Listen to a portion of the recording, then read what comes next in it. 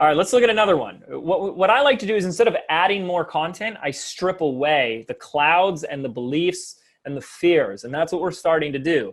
If your niche is out there like the sun is out there on a cloudy day, I'm getting rid of the clouds. And the clouds are the stories, beliefs, the misconceptions, the limiting beliefs, and the lies that we've been telling ourselves. Go ahead and give me a why if this, actually scale 1 to 10, how true this rings true for you. If I'm too niche down, I'll lose out on sales and customers. Scale of 1 to 10, 10 being like, that is so me, I'm so afraid to niche down.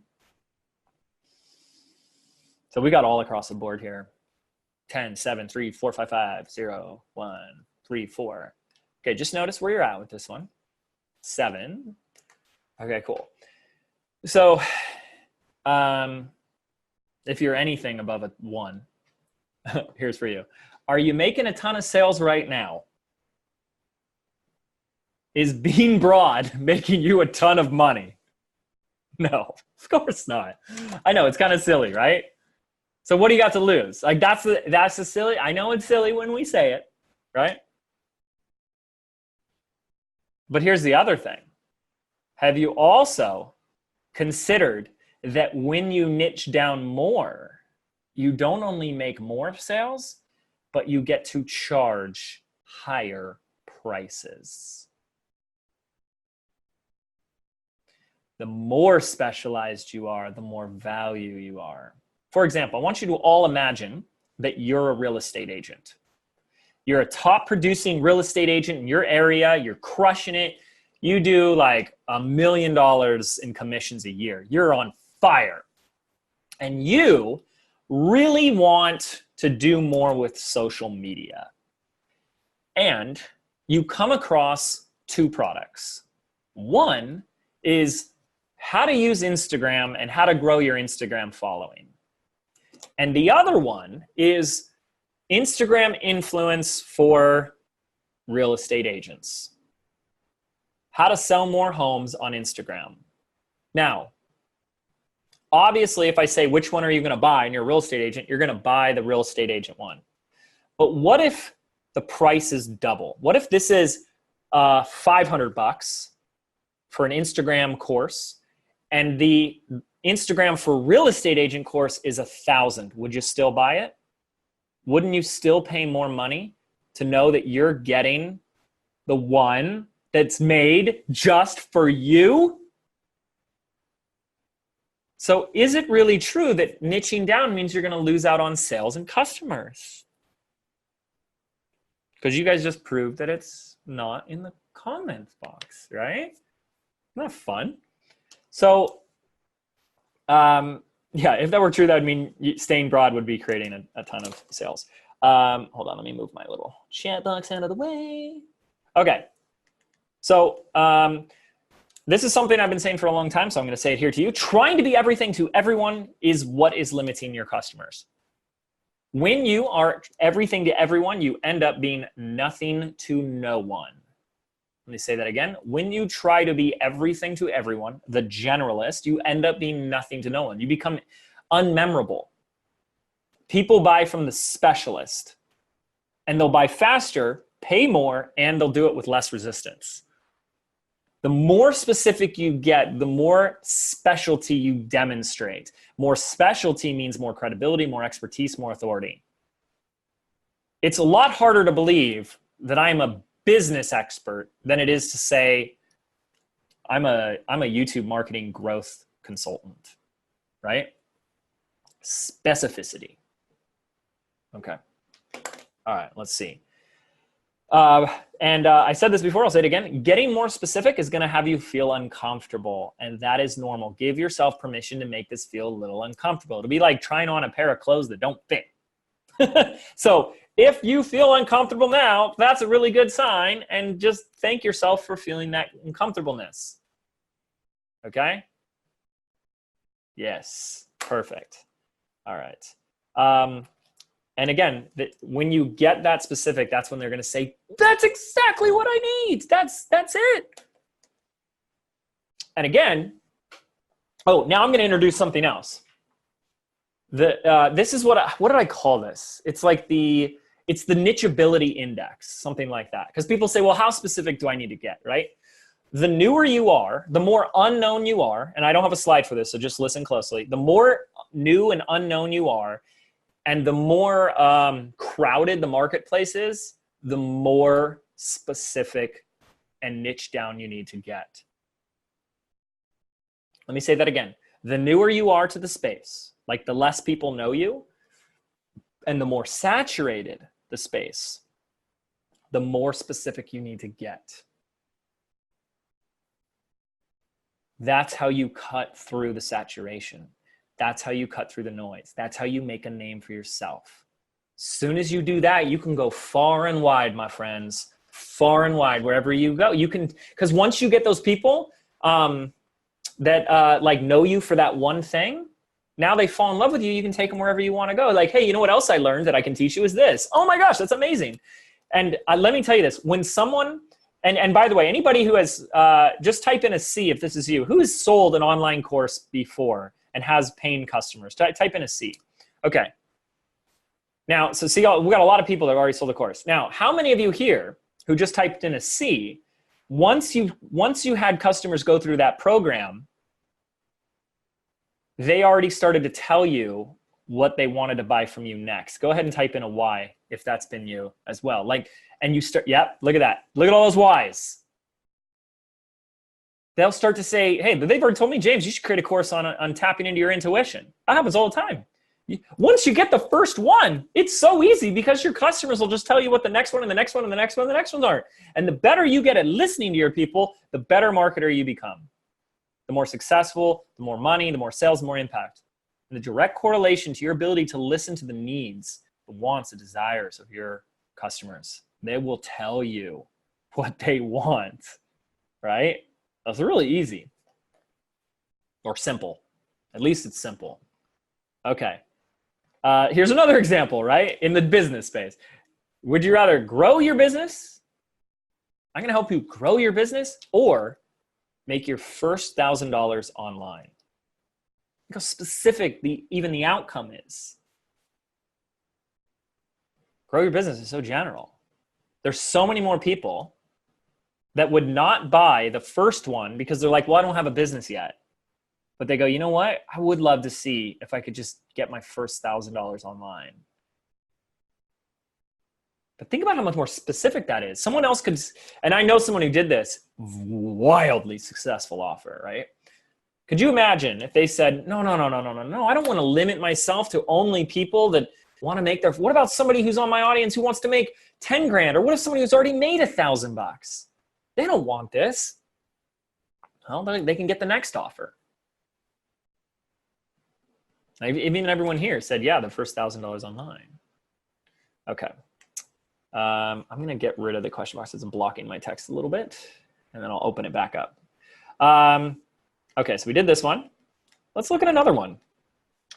I don't want to niche down, ooh, here's a good one, to something I can't promise. Oops.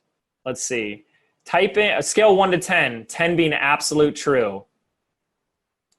Where are you guys on that? 1 is like, no, not an issue.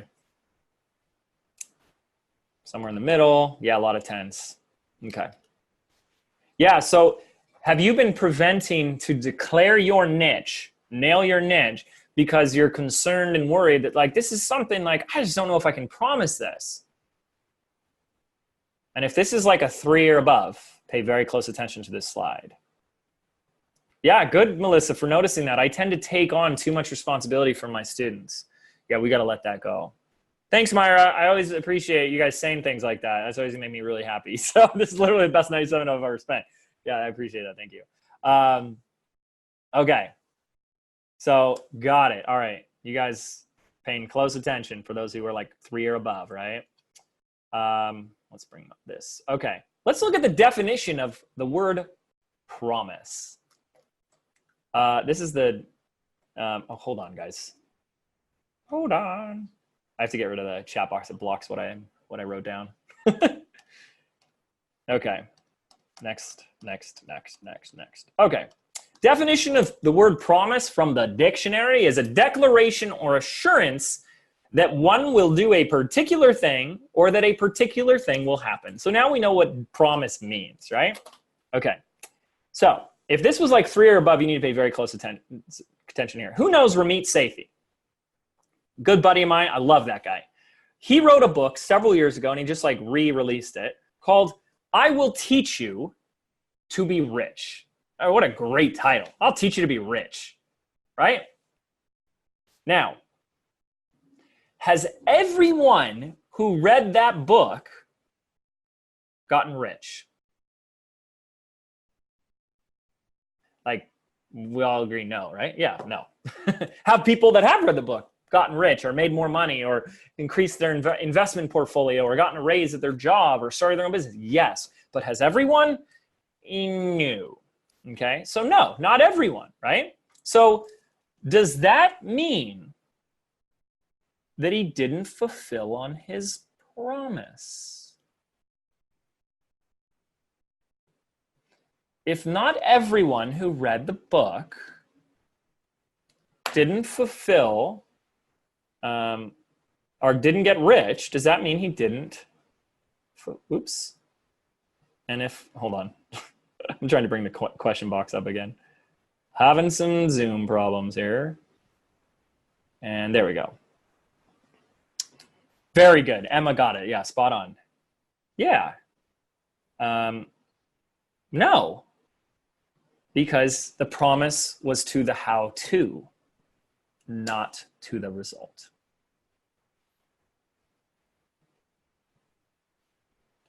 Melinda says, brought my 8 down to a 2. Boom. Very good. Now,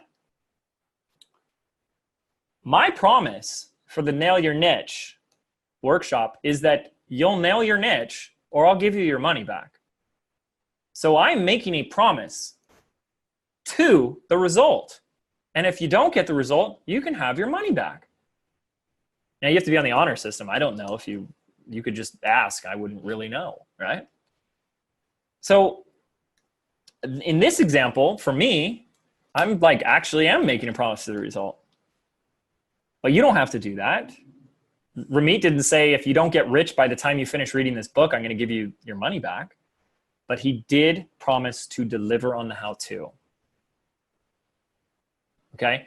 And that's what I want you guys to write this down. You must speak to the results, but the promise is in the how-to. You must speak to the results. You must speak to what is possible, but the promise is to the how-to. So for example, if I said, hey guys, for the last couple of years, I've been using webinars to sell my products.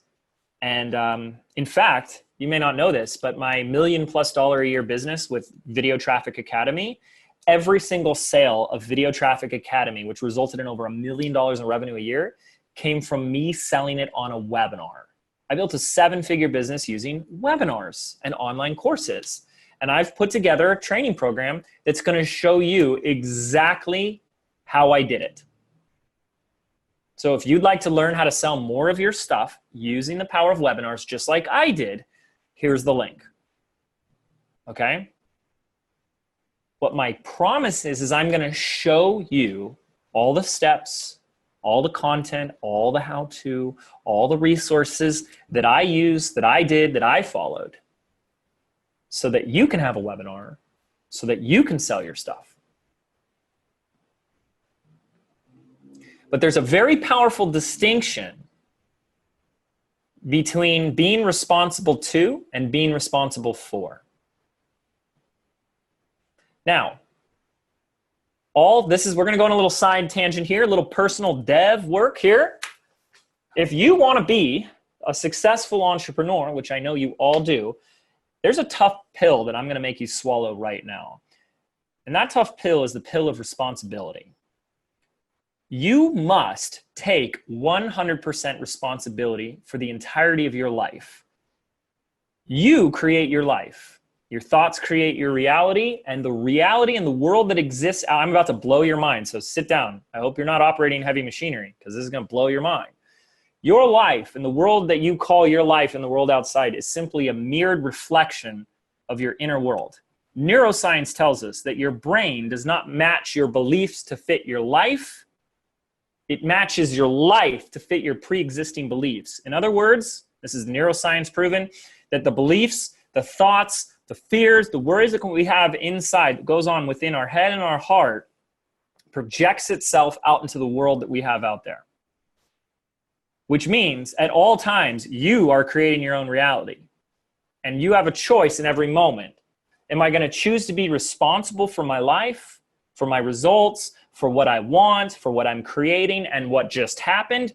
Or am I going to be at the effect of my life and I'm going to choose to blame others? Blame the economy, blame our president, blame our customers, blame our competitors, blame the timing, blame my spouse, blame my loud neighbors. That just has you at the effect of your life taking zero responsibility. Now, is there anybody here that already knows this distinction and that their life has drastically changed because they have taken full responsibility for their lives? If so, just say yes. Yeah, like I take responsibility for my life. Okay, great. So everyone who just said yes has factual evidence of the impact, the difference of quality and richness of your life when you take full responsibility. So how do you help any student, client, or customer of yours when you try to take on their responsibility for their life as well? When you try to take on the responsibility of someone else's life, you deny them the gift and the opportunity and the lesson for them to take responsibility for their own lives. That's why I immediately said, does that make sense? Do you guys get that? That's why I immediately said, I'm not going to find your niche for you. Your niche isn't my responsibility. Your purpose is not my responsibility. Your financial well-being is not my responsibility. It's yours. I'm here to remind you of it. I'm here to guide you. I'm here to ask you questions. I'm here to support you. I'm here to encourage you. I'm here to get you to think differently, but I'm not here to do your push-ups for you. And if you're taking on the burden of your clients, if they're trying to take on the responsibility of their lives, you're hurting them far more than you realize, because they're living a lie, an illusion, thinking, well, that's fantastic. I don't need to take responsibility in my life. And how crappy does your life get when you take no responsibility? It gets pretty crappy. You just sit there and blame, complain, pointing fingers, which ultimately says, I have no say in how my life goes. I have no power. When you're not at the cause of your life, when you're not taking full responsibility, you have little to no power. Or rather, you're not in your power. You're not using it. You're denying your inherent power. How dare you do that to your customers? How dare you not see them for taking their life in full responsibility, for having their personal power? That's not your job. It's not your job to take on their stuff.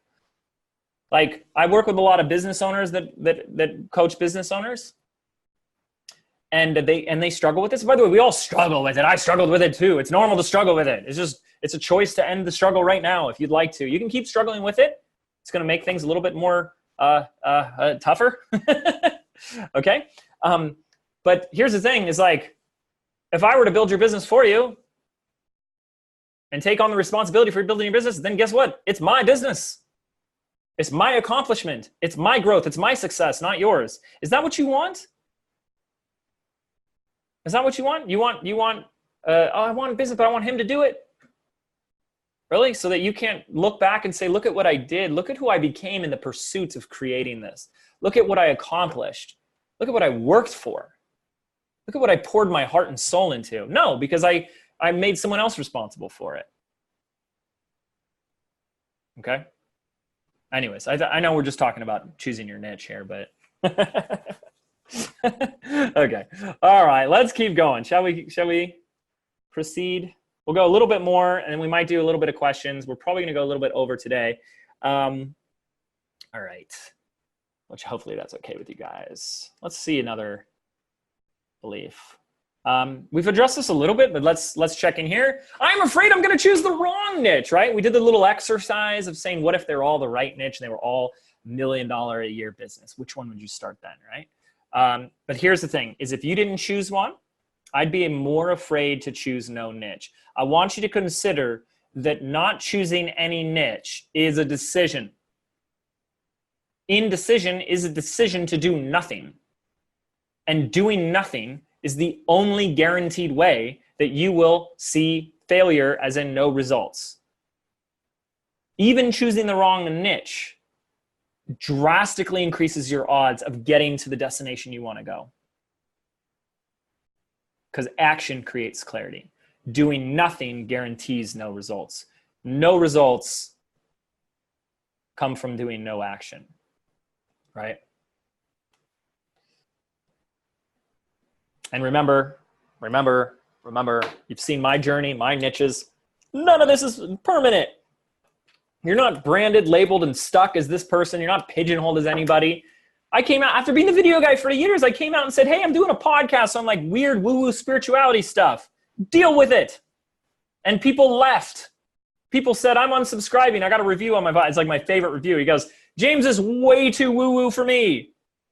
You can't build your business by closing your eyes and feeling good. Little did he know, right? Yet a whole new audience emerged. Because your purpose and what you're put here to do and what gives you joy, what lights you up, what you love is a moving target.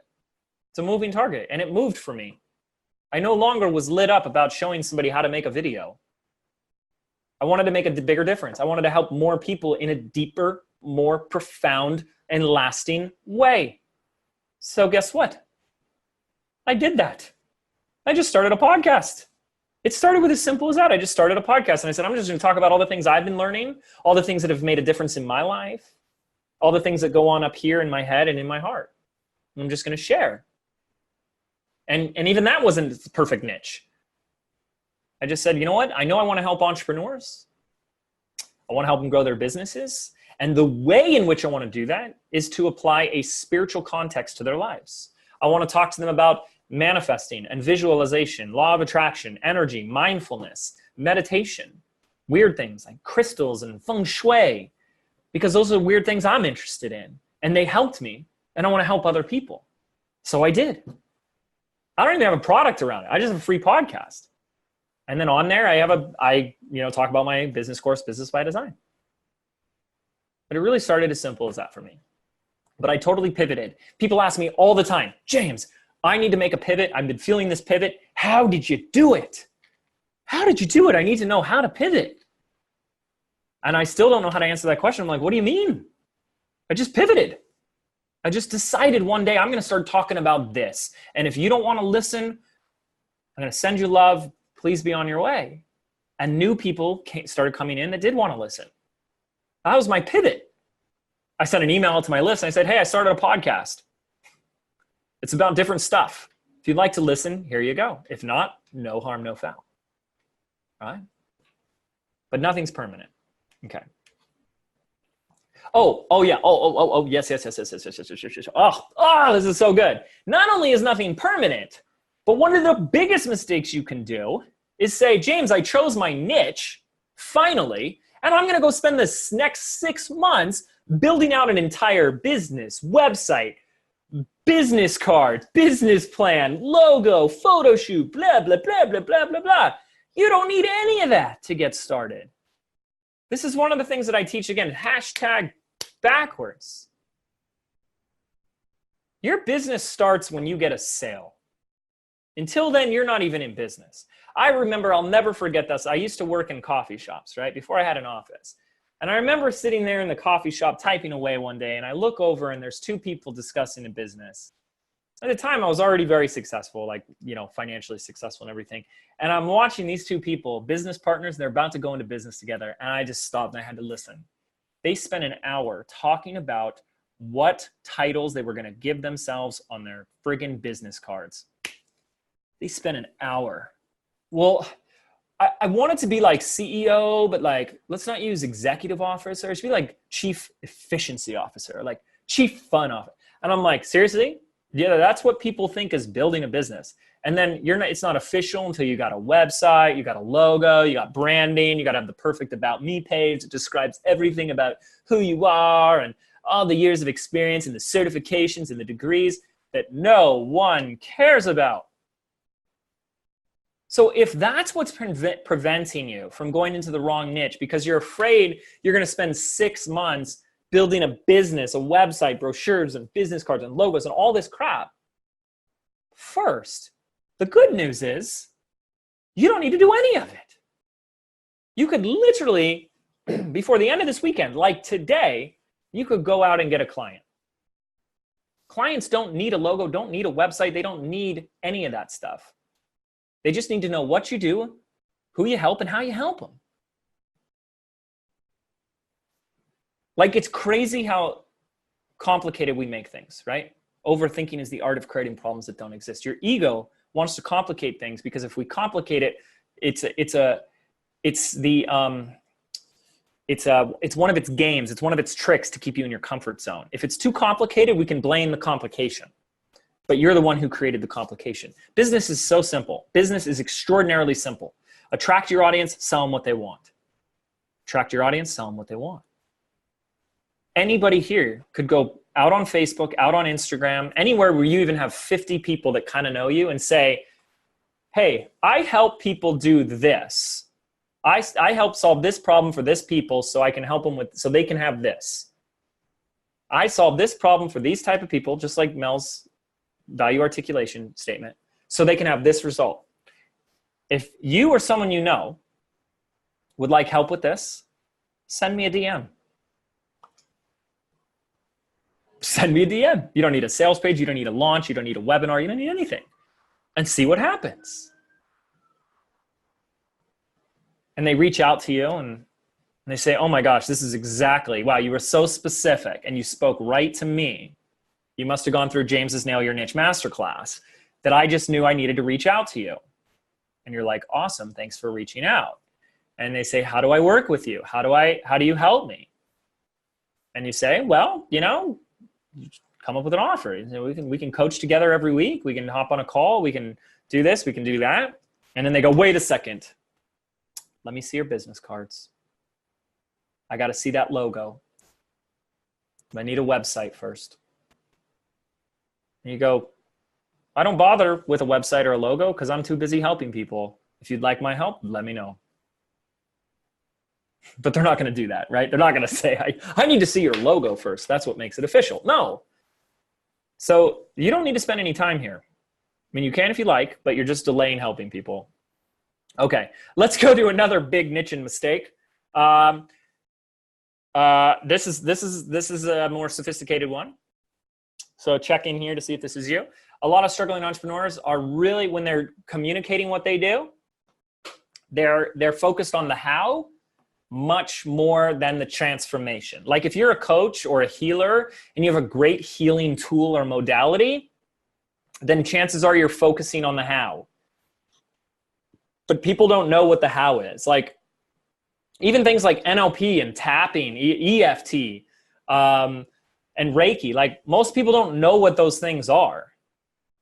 And so you're trying to sell people on something that they don't even know what it is. Like I help entrepreneurs with EFT. Well, great. You've just isolated everyone that needs your help that doesn't know what EFT is. Emotional freedom technique. So if someone doesn't know what that is, you can't help them.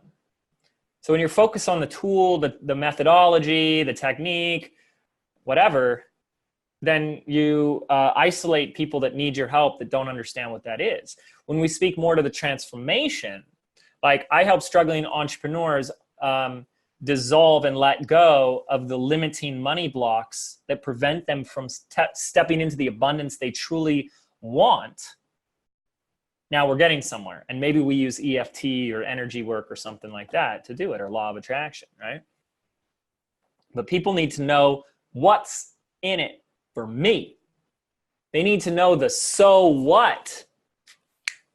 So you want to notice, if you did your value articulating statement before, which most of you guys, if all of you guys did, were you really focused on this method, this thing that probably most people don't know. Let me give you some other examples. I've seen ones like this. I help women or female entrepreneurs or something like this release their inner demons. I don't know. I've heard that before.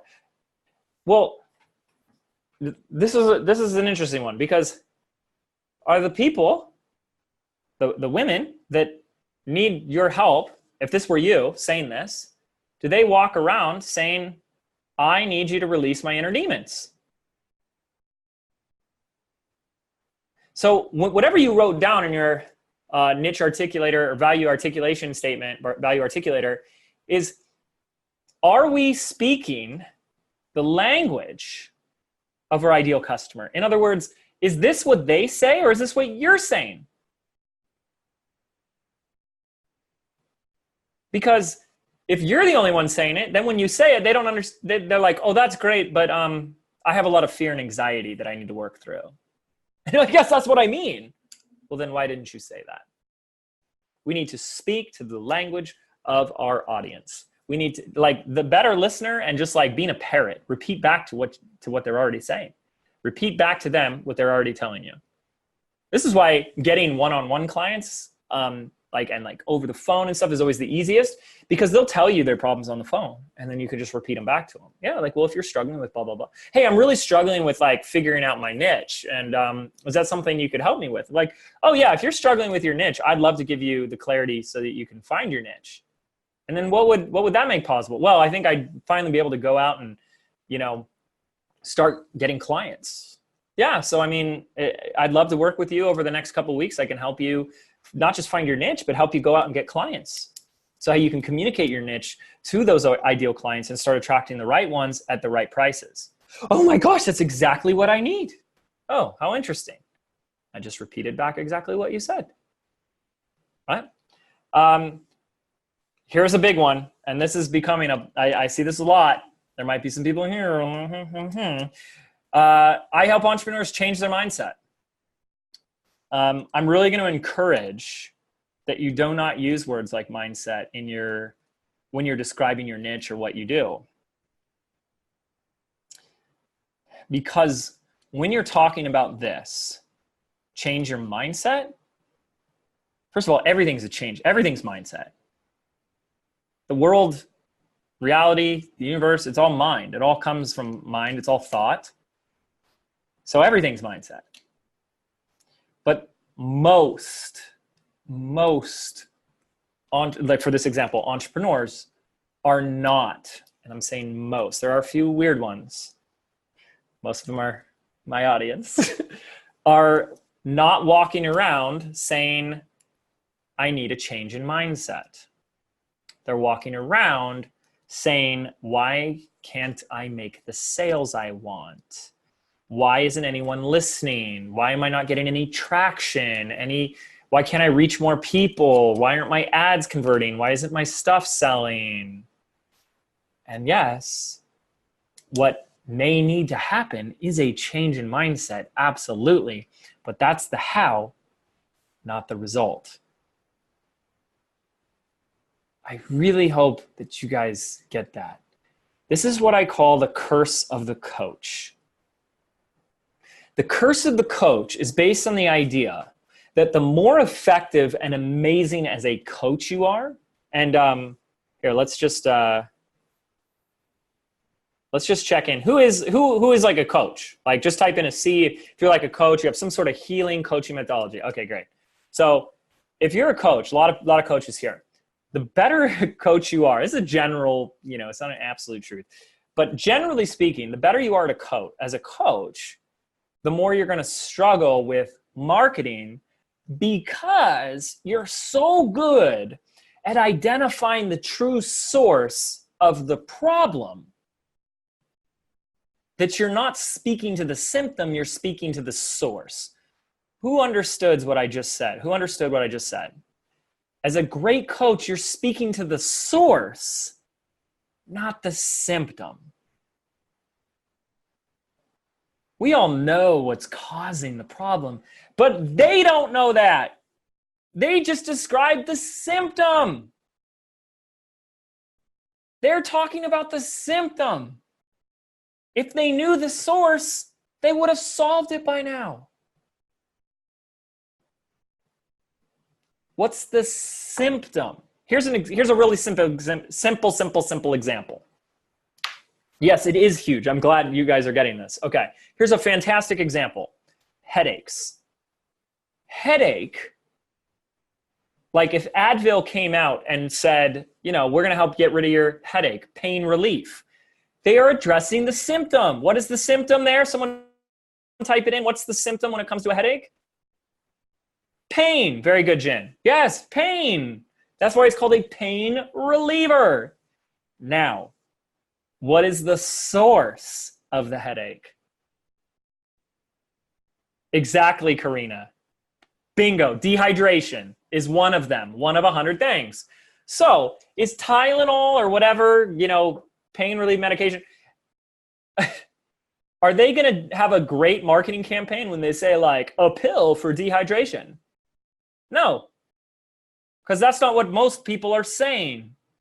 They're saying, I have a headache and it hurts. I'm in pain. My head is throbbing.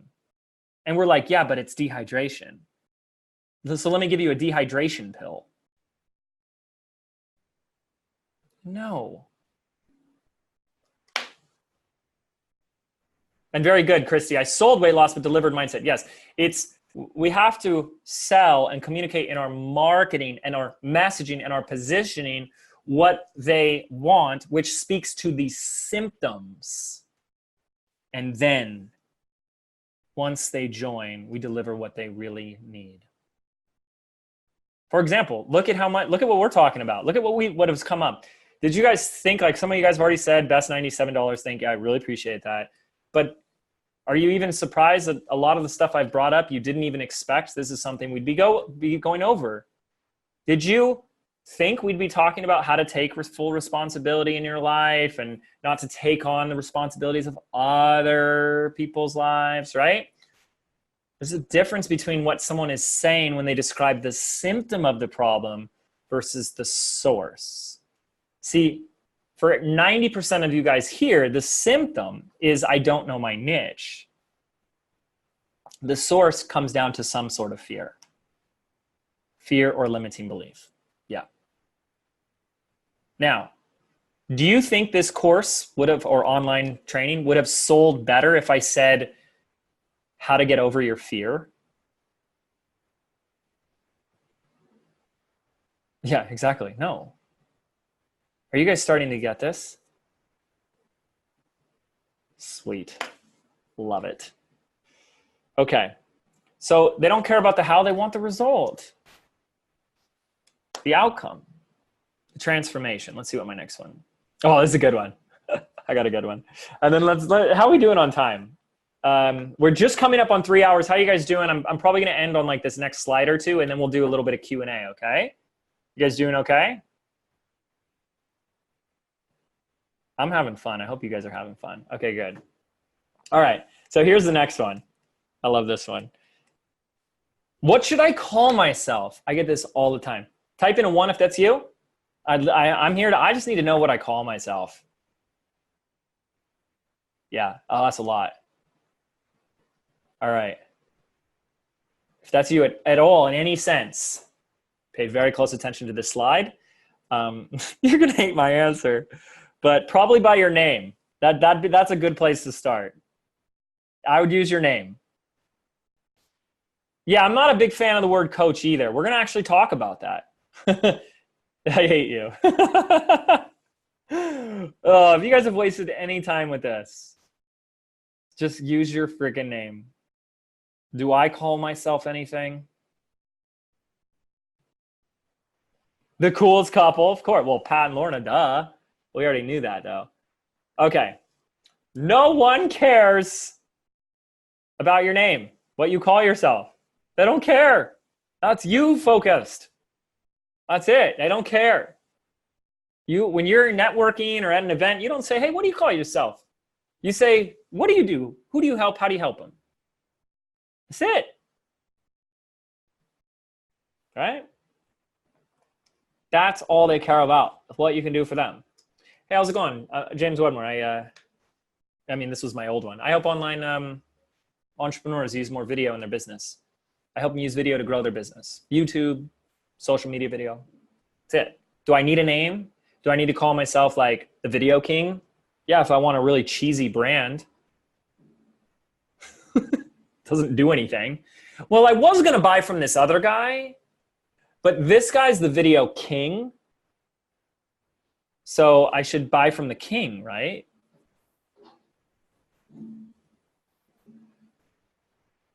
It's not helpful. I mean, it doesn't do anything. Just say, I help these type of people with this or do this. Adetoro says, so do I speak to the symptom of the customer? The symptom. The symptom, the symptom, the symptom. Always lead with the symptom because that's all they see is the symptom. Now, then we can speak to it. You can say, hey, free webinar, how to get rid of headaches. Hey, if you've got pain throbbing in your head, I help people remove pain from their headaches. If your pain's been throbbing, blah, blah, blah. Now you get on my webinar, I could say, hey, here's the #1 reason why you have a headache. Dehydration, lack of water. You're not drinking enough, blah, blah, blah, blah, blah, blah, blah, blah, blah. Hey, take my dehydration course or my rehydration course, right? No one's going to buy that course, so please don't go use that idea. But we begin with a symptom. Karina, you might need to take your dog out. I'm sorry. It might be a little bit because I'm going to jump into questions in a little bit. Let me see. Okay, so can everyone let go of the idea that you need to give yourself a name, hopefully? Also, I think this is going to be a good place for us. Again, we're not done. I've got a ton of content and it's for tomorrow too. So I think this is about a good place for us to wrap up on the teaching portion. So I'd also like you guys to really avoid, well, especially like the term life coach. Please don't use that term. I mean, you can if you want, but I'm trying to help. So, life coach, like we all, you realize everyone who would read the term life coach has a life, they're alive, that they're living. So, that's very broad because that's one common thing that every person on the planet has is a life, right? So, that's very general. Coach can be, you even heard people here saying things like, I don't like the word coach. I hate the word coach. Coach, here's just my thoughts. So stay open to this perspective. Yeah. So some people's, Greg says, I hate the damn term. So, and look, Makosi says, coach drives me nuts. So the word coach has, who am I? Shay, you're Shay Greenwood. That's the thing. This isn't even an identity thing. You're Shay Greenwood. You're infinite potential doing whatever you want to do to help people, period. And one of the ways that you help people is that, right? Yes, you can say you're James Wedmore.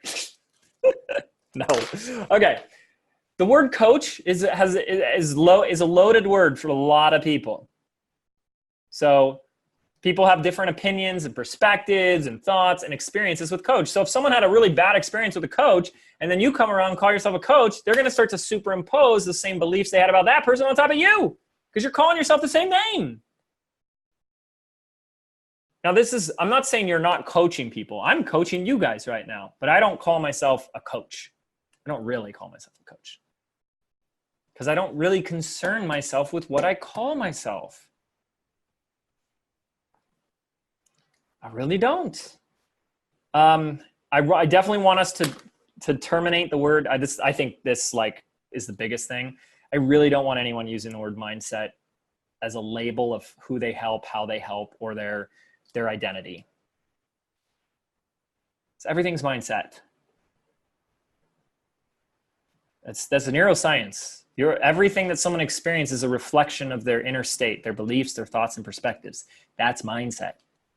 So everything is there's a mindset around health. There's a mindset around relationships. There's a mindset around money, business, sales, social media, everything.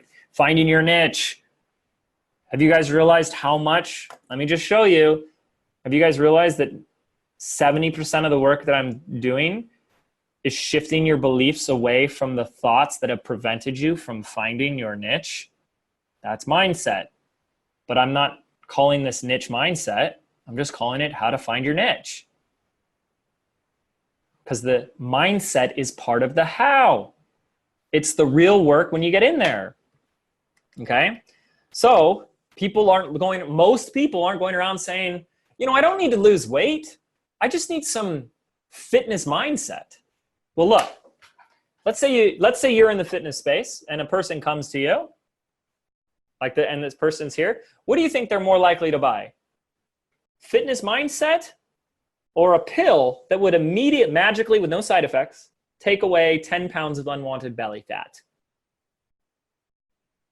Do you think they would still want the mindset if they were in the best shape of their life? No. No. All right. Now, same with something like confidence coach. The confidence, the first thing is confidence is a state. Each one of you can choose to feel confident right now. Sorry, Tamisha. Do you guys get that? Let me just type in a Y. Do you guys know that you can choose to feel absolute confidence in this moment right now? Okay? So it's a state. And the tricky thing here is that when we're selling confidence, we're selling something that someone can have access to in a second. But the only reason why someone would say they want confidence is because they believe it will get them something.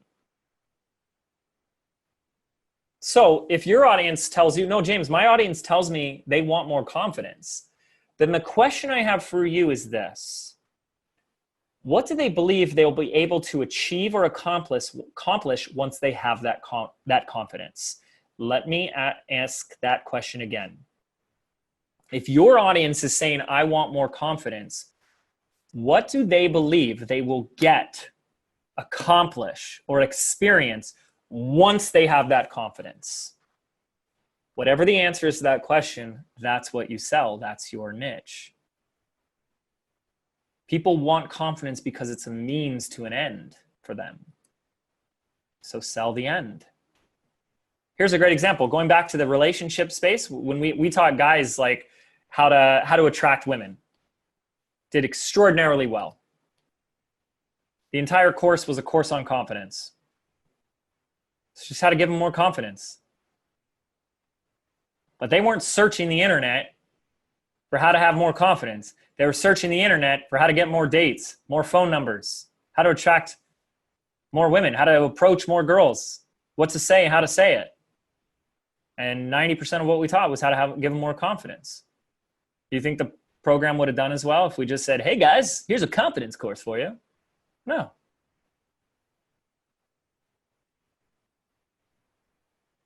I love you too, Katie. Okay, so I would really recommend you avoid that. You're more than a coach. That might be one thing that you do as coach. But you're so much more than that. And again, I told you, none of this is about pigeonholing you, putting you in a box, limiting you. This is about saying you could have 100 offers. Each offer, especially if it's a leveraged offer, needs to be specific. Okay. All right. Let me go over a little bit. Here's what we're gonna do. I got a lot to go over to tomorrow with you guys still. Okay. We're gonna go deeper. We're gonna go some different angles. We're gonna have a lot more fun tomorrow. But really, we're going to dive in specifically on how do we get specific on who and what and how. So I just want you guys to know we're not finished with this training. This is part one. The first part, I really wanted to get us to soften a lot of the beliefs, stories, limitations that we're holding that would prevent us from choosing our niche. And then I have some more practical stuff tomorrow. A leveraged offer means something that doesn't trade time for money, Bronwyn. So if I say, hey, can I mow your lawn? It's $100, and I got to go show and mow your lawn. I'm not creating very much leverage. I'm trading time for money. But if I say, hey, I've got an online course on how to take care of your garden, well, I could sell 1,000 people into that and it doesn't take any more of my time. That's a leverage. That's what I call leverage offer. Yeah. Thanks, Tiffany. Okay. Love it, Mel. Yeah. Da Vinci, Renaissance man. What he was and what he calls himself. He was an inventor, philosopher, and architect. Exactly. We're all of those. Okay. And I want you to be all these things. I want you to be everything, but your offer that you sell is this one specific thing. And we're really going to nail that down tomorrow. So we still got a lot to cover. I want to spend a few minutes doing questions. So let's stop the share. Who has a question? Just type in question into the chat box. Okay. So let's do Tiana. We're just going to randomly choose a couple. Tiana, please go ahead and unmute yourself. Hi, I'm unmuted. Can you hear me? I can. Did I pronounce your name correctly? It's Tiana. Tiana. Okay. Yes. Okay. Like you've got a tie on you. No. Yes. Okay. How can I help you? What's your question? I feel like I'm pretty locked in on my statement. So thank you for that, Mel. That was awesome. But I'm having a little bit of trouble with the alt and like the last two pieces. Yeah. Is it okay that we go through that? Of course. Give me the first part that you feel locked in first. Okay. I help makeup artists learn how to stand out from their competitors so they can book clients more consistently and create financial freedom in their lives. Yeah, that's great. How do you plan on selling this? Digital course, a membership, a group coaching? A membership. Yeah. Okay, great. All right. Yeah. So, and then how do you, now notice the line of questions, by the way, if you guys, here's one of the biggest mistakes you could make. Because I know we're tired. We've been sitting here for 3 hours and 11 minutes. I get that.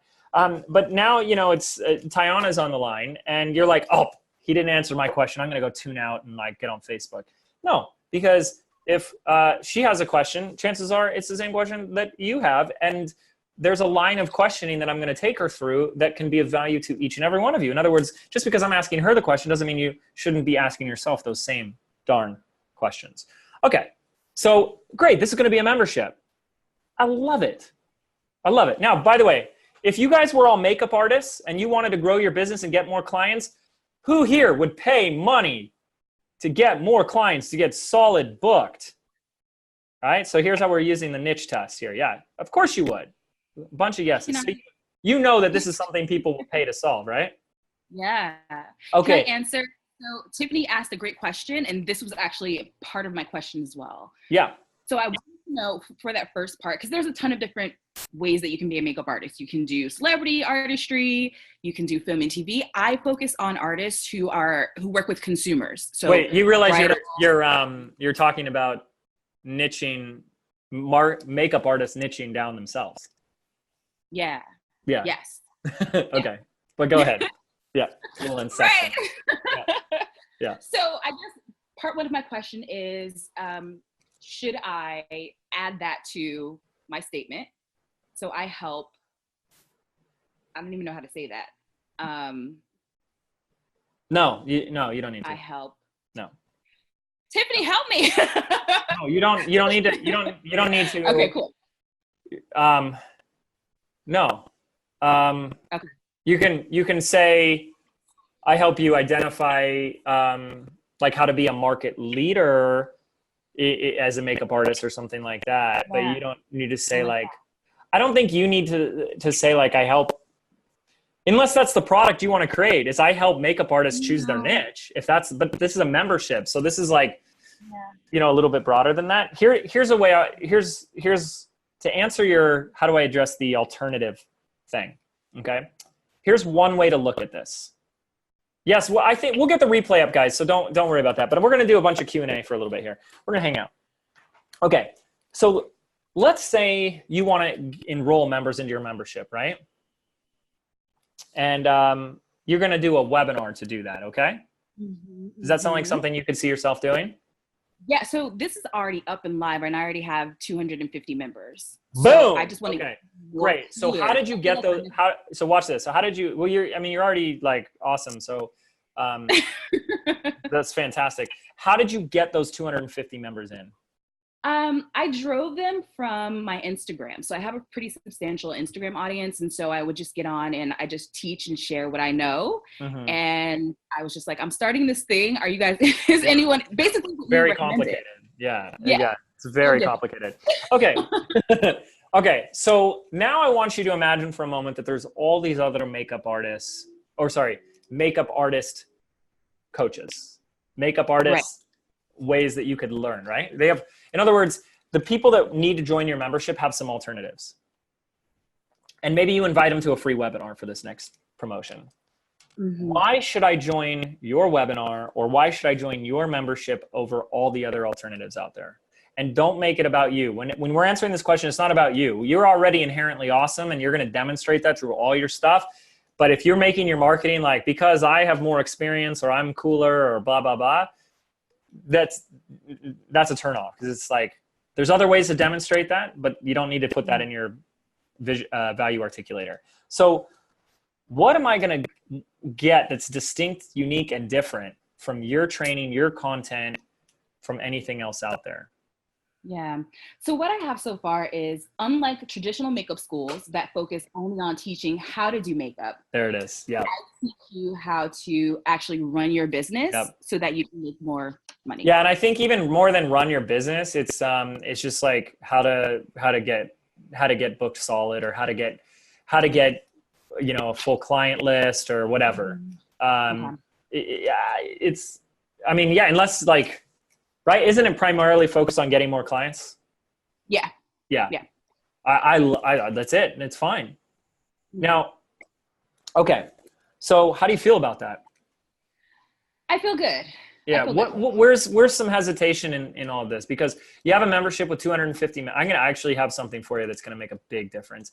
But there's something that's had you here, despite the fact that you are getting paid by people. What is that thing? What is it? I feel like I'm still not communicating. Like, I feel like more people should get the value of this. Yeah. You know what I mean? So I feel like if I communicate more clearly, people understand. Now here's the thing. I'm going to help you with that really quickly, but it's kind of different. You already know your niche. It's who you serve and how you serve them. Mm-hmm. You got it. Okay. Now, learning how to communicate the value is a different thing. And that's something we're all getting better and better at. And I'm going to help you with that right now. But I want you to know that, because it's really important to me that you know that you already have nailed your niche. Okay. Whether you choose to believe that or not, that's fine. That's up to you. I do. Okay, good.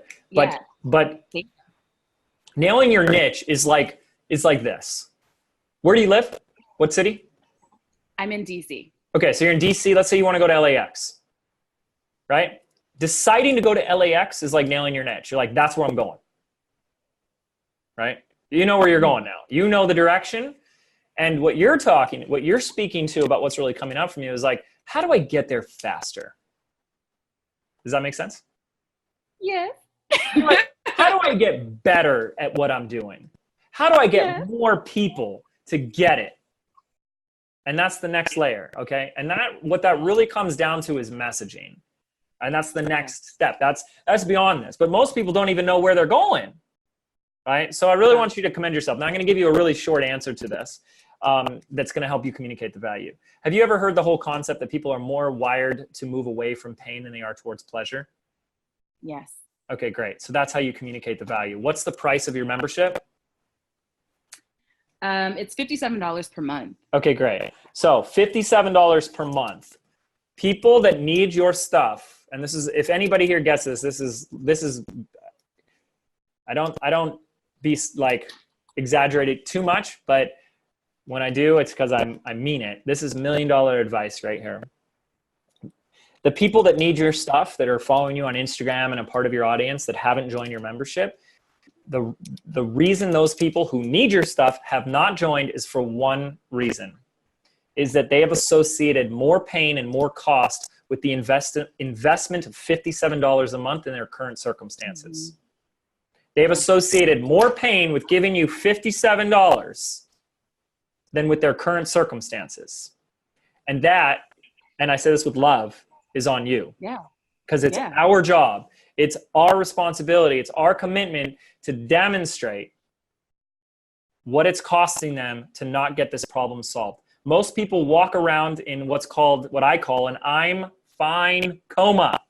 People put up and settle for mediocrity in their life, and they try to distract themselves. Some people with drugs and alcohol, some people with other kinds of bad habits we won't get into, of how bad their life really is going, of how bad of a problem really is, and then they don't do anything to fix it.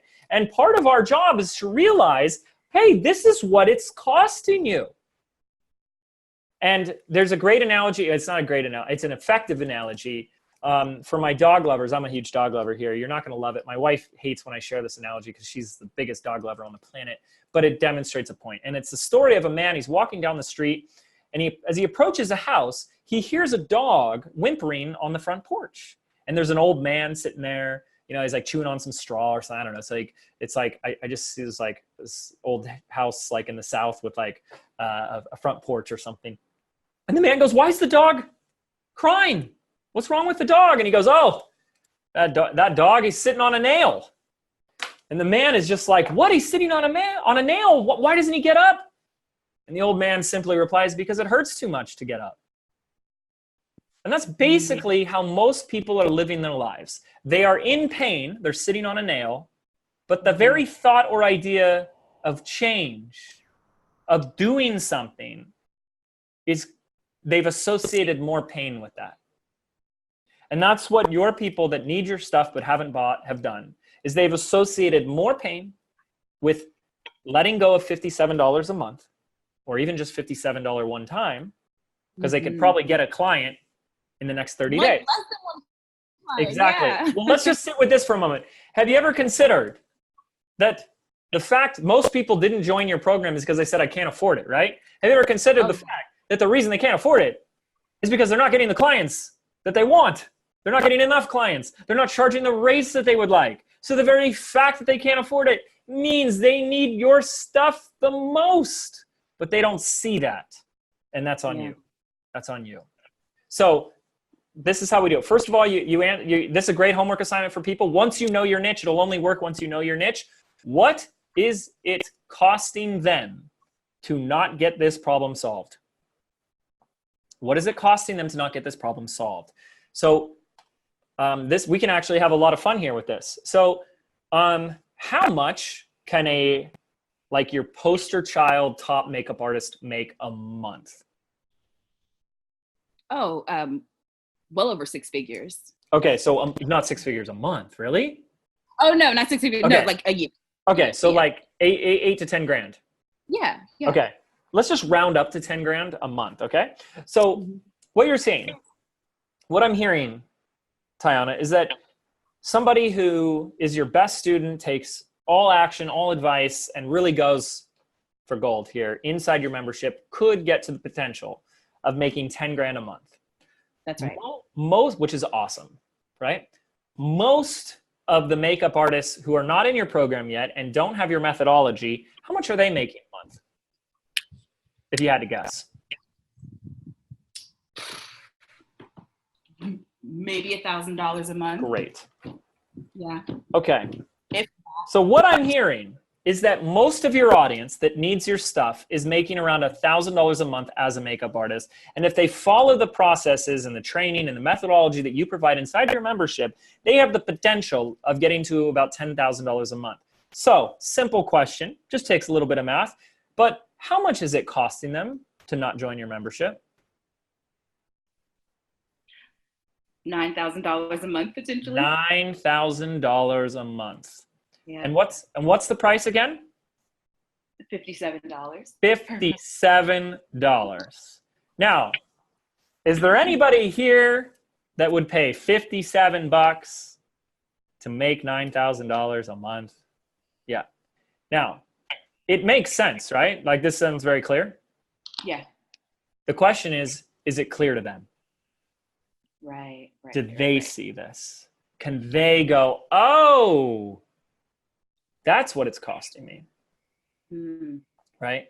And the thing is you don't, I mean, you could go there, but you don't even need to make it that extreme. You could say, what is now the average price of one new client? Like, how much should they charge for one client? Between 150 and 250. Yeah. So basically, if they get one new client a month from your system, they've 3x'd their investment. Mm-hmm. These are facts. Yeah. These are facts. Absolutely. So, do you see how you can begin to be even more effective at conveying the value of what you provide to your future members? Yeah. No, this is great, because I'm like now thinking of like all these ideas of how I can actually show up. And, I think for me, I haven't gone there because it's, I have a soft personality, and I feel like being blunt is mean, kind of, you know what I mean? Yeah. But here's what you're doing. You're being really mean because you're leaving people behind. Yeah. And that's really mean of you. You're leaving people behind. See, the thing is the dog on the nail is how most of us are living our lives. We're in a fog. We're in so much fear and worry that for someone to really help us, like, someone has to like snap us awake. And that's not you being mean. That's you serving at the highest level you possibly can. Because if you don't wake them up and jar them a bit, they're not listening. They're not going to pay attention. They're not going to change. They're not going to change. You didn't help them, and you left them behind.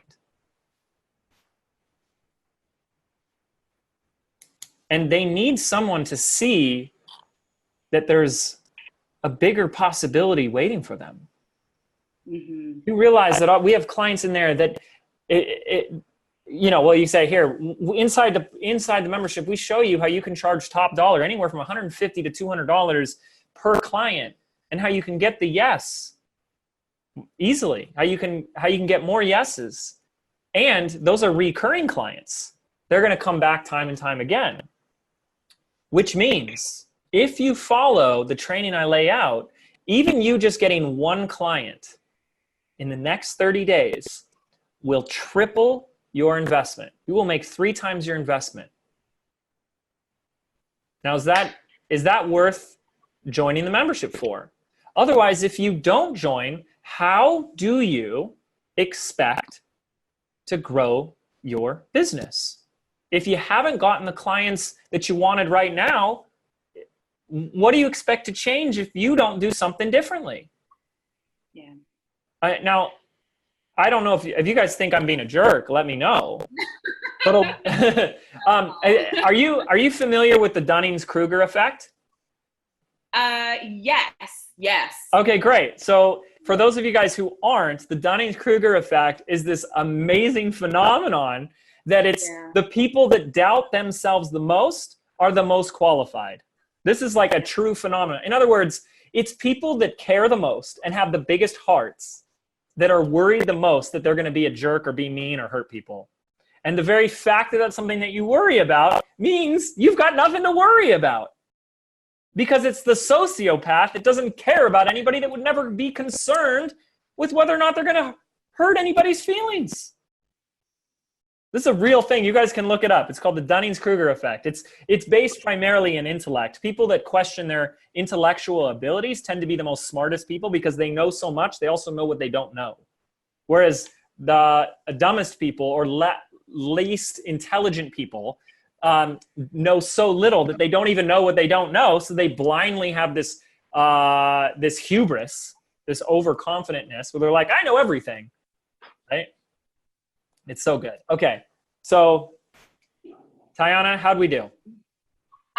So I'm so thankful for this, because as you were talking, I just had that moment where I'm like, oh, so I am talking so much about the features. You're going to get all these courses and you're going to get this and that, instead of just speaking to them in regular language and just connecting the dots of like, Bingo. here's what this really looks Like, yeah, Yes. that. Oh my gosh. I mean, we're getting ahead of ourselves for most people here. I know. I'm sorry, guys. I'm sorry. No, don't apologize. This is beautiful, right? You guys, she shouldn't be apologizing. This is great, right? Yeah, most people are talking about, let me tell you about my 24 modules and how many videos and my pretty PDFs. And like, no one cares. No one cares. I'm going to mute everybody really quick. Boop. Okay. Okay. Tiana, I think you got muted too. But hey, thank you. Thanks for coming on. Let's give her a round of applause.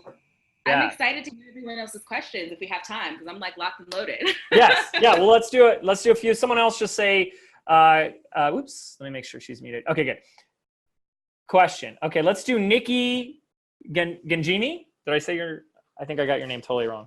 Nikki, you want to unmute yourself? Yes, hi James, it's Ganjemi. Ganjemi. Yes. Hi. Hi, can I be honest? Yes. I Always. feel more confused. Oh, that's okay. Oh, it's what is it? The dawn is always, the dark is always darkest before the dawn, or whatever. The night is always darkest before the dawn. That's all right. You know what I think it is? I think it's because I've been, for the last 2 years, I've switched from mindset coach to transformational coach, and I talk so much about mindset and emotions, and now I'm hearing you say this, and I'm like, I'm wrong, I'm flawed. I'm like, ah. Yep. And I just threw such a wrench in your spokes. So, okay, no. So Okay. can we like trust that we're gonna, even after our little hot seat, that you'll have less confusion than at the start?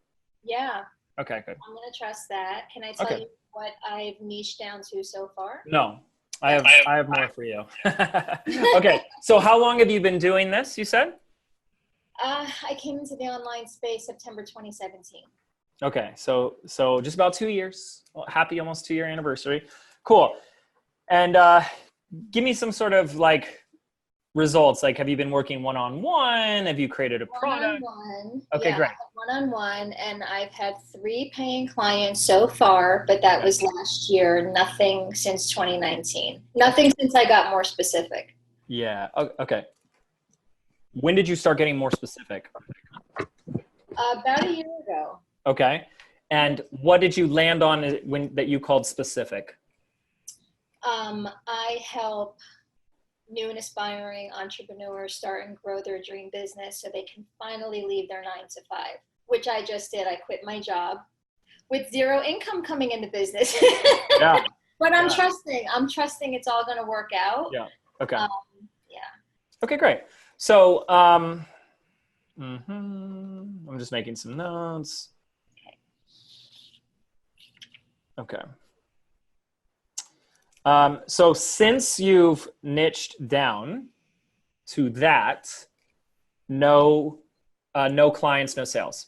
No clients, but can I say that my 3 clients did not come from online? They came from people who know me, like word of mouth. Totally. Yeah. Okay. So I'll tell you right now, this is a great niche. Okay. You could choose to stay here. Okay. That's the thing too, is like, for a lot of people that have come here on this call, they're blaming the niche when it may not be the niche at all. Like, for example, watch this. Okay. So what does it mean to nail our niche? To nail our niche means we know who, how, and what, and all that stuff, but it's something that people will pay for, right? So imagine you're here, you guys listening, and you were in a job you hated, and you knew you were meant for something more. You knew you wanted to start a business, right? Something like you're just calling your name. And just out of curiosity, would you pay $2,000 to be able to quit your job and replace your income with a business? Would you pay money for that? Now, would you pay money to take a pill that would magically give that to you? Oh, 100%. Yeah. Well, everyone's saying yes. Okay. So this is something that people want, right? Mm-hmm. However, remember what I said is that because you're in you're newer and more saturated space, we may need more specificity, number one. And then we got to look at, okay, what are we doing to market ourselves? But I'll tell you this right now. If you said that, like, I help people replace their income, start their dream job, replace their income and quit their job. That's clear. It's very clear. Where I would say you could get more specific is on the type of business. Okay. So that's where I would start to get more specific. What type of business? Because, you know, if I start working with you and you're like, well, I'm going to help you start an Amazon business. I'm like, well, I don't want to. Then what do we do now? Right? So anytime we're speaking to anyone who's in the business space, one of the ways you want to really get specific is what type of business. What industry are you in, or what type of business? Are you showing them how to get one-on-one coaching clients? Are you showing them how to create a group program? Are you showing them something else completely differently? I would really look at ways to niche down on that, okay? And that's going to help. Because what are you going to do? You're going to tell them like 10 different business options? It's like, here, you could do this, you could do this, you could do this, you could do this, right? Chances are the 3 clients that came to you were people that wanted to quit and start a business, or were they all over the place? No, 2 were doctors and 1 was looking to save his relationship. Okay, so they were in different niches. Okay, got it. Yeah. Okay, so we can't use them as examples. That will help. Now, so the niche is there. You get that. The people will pay for this. This is something people will pay for.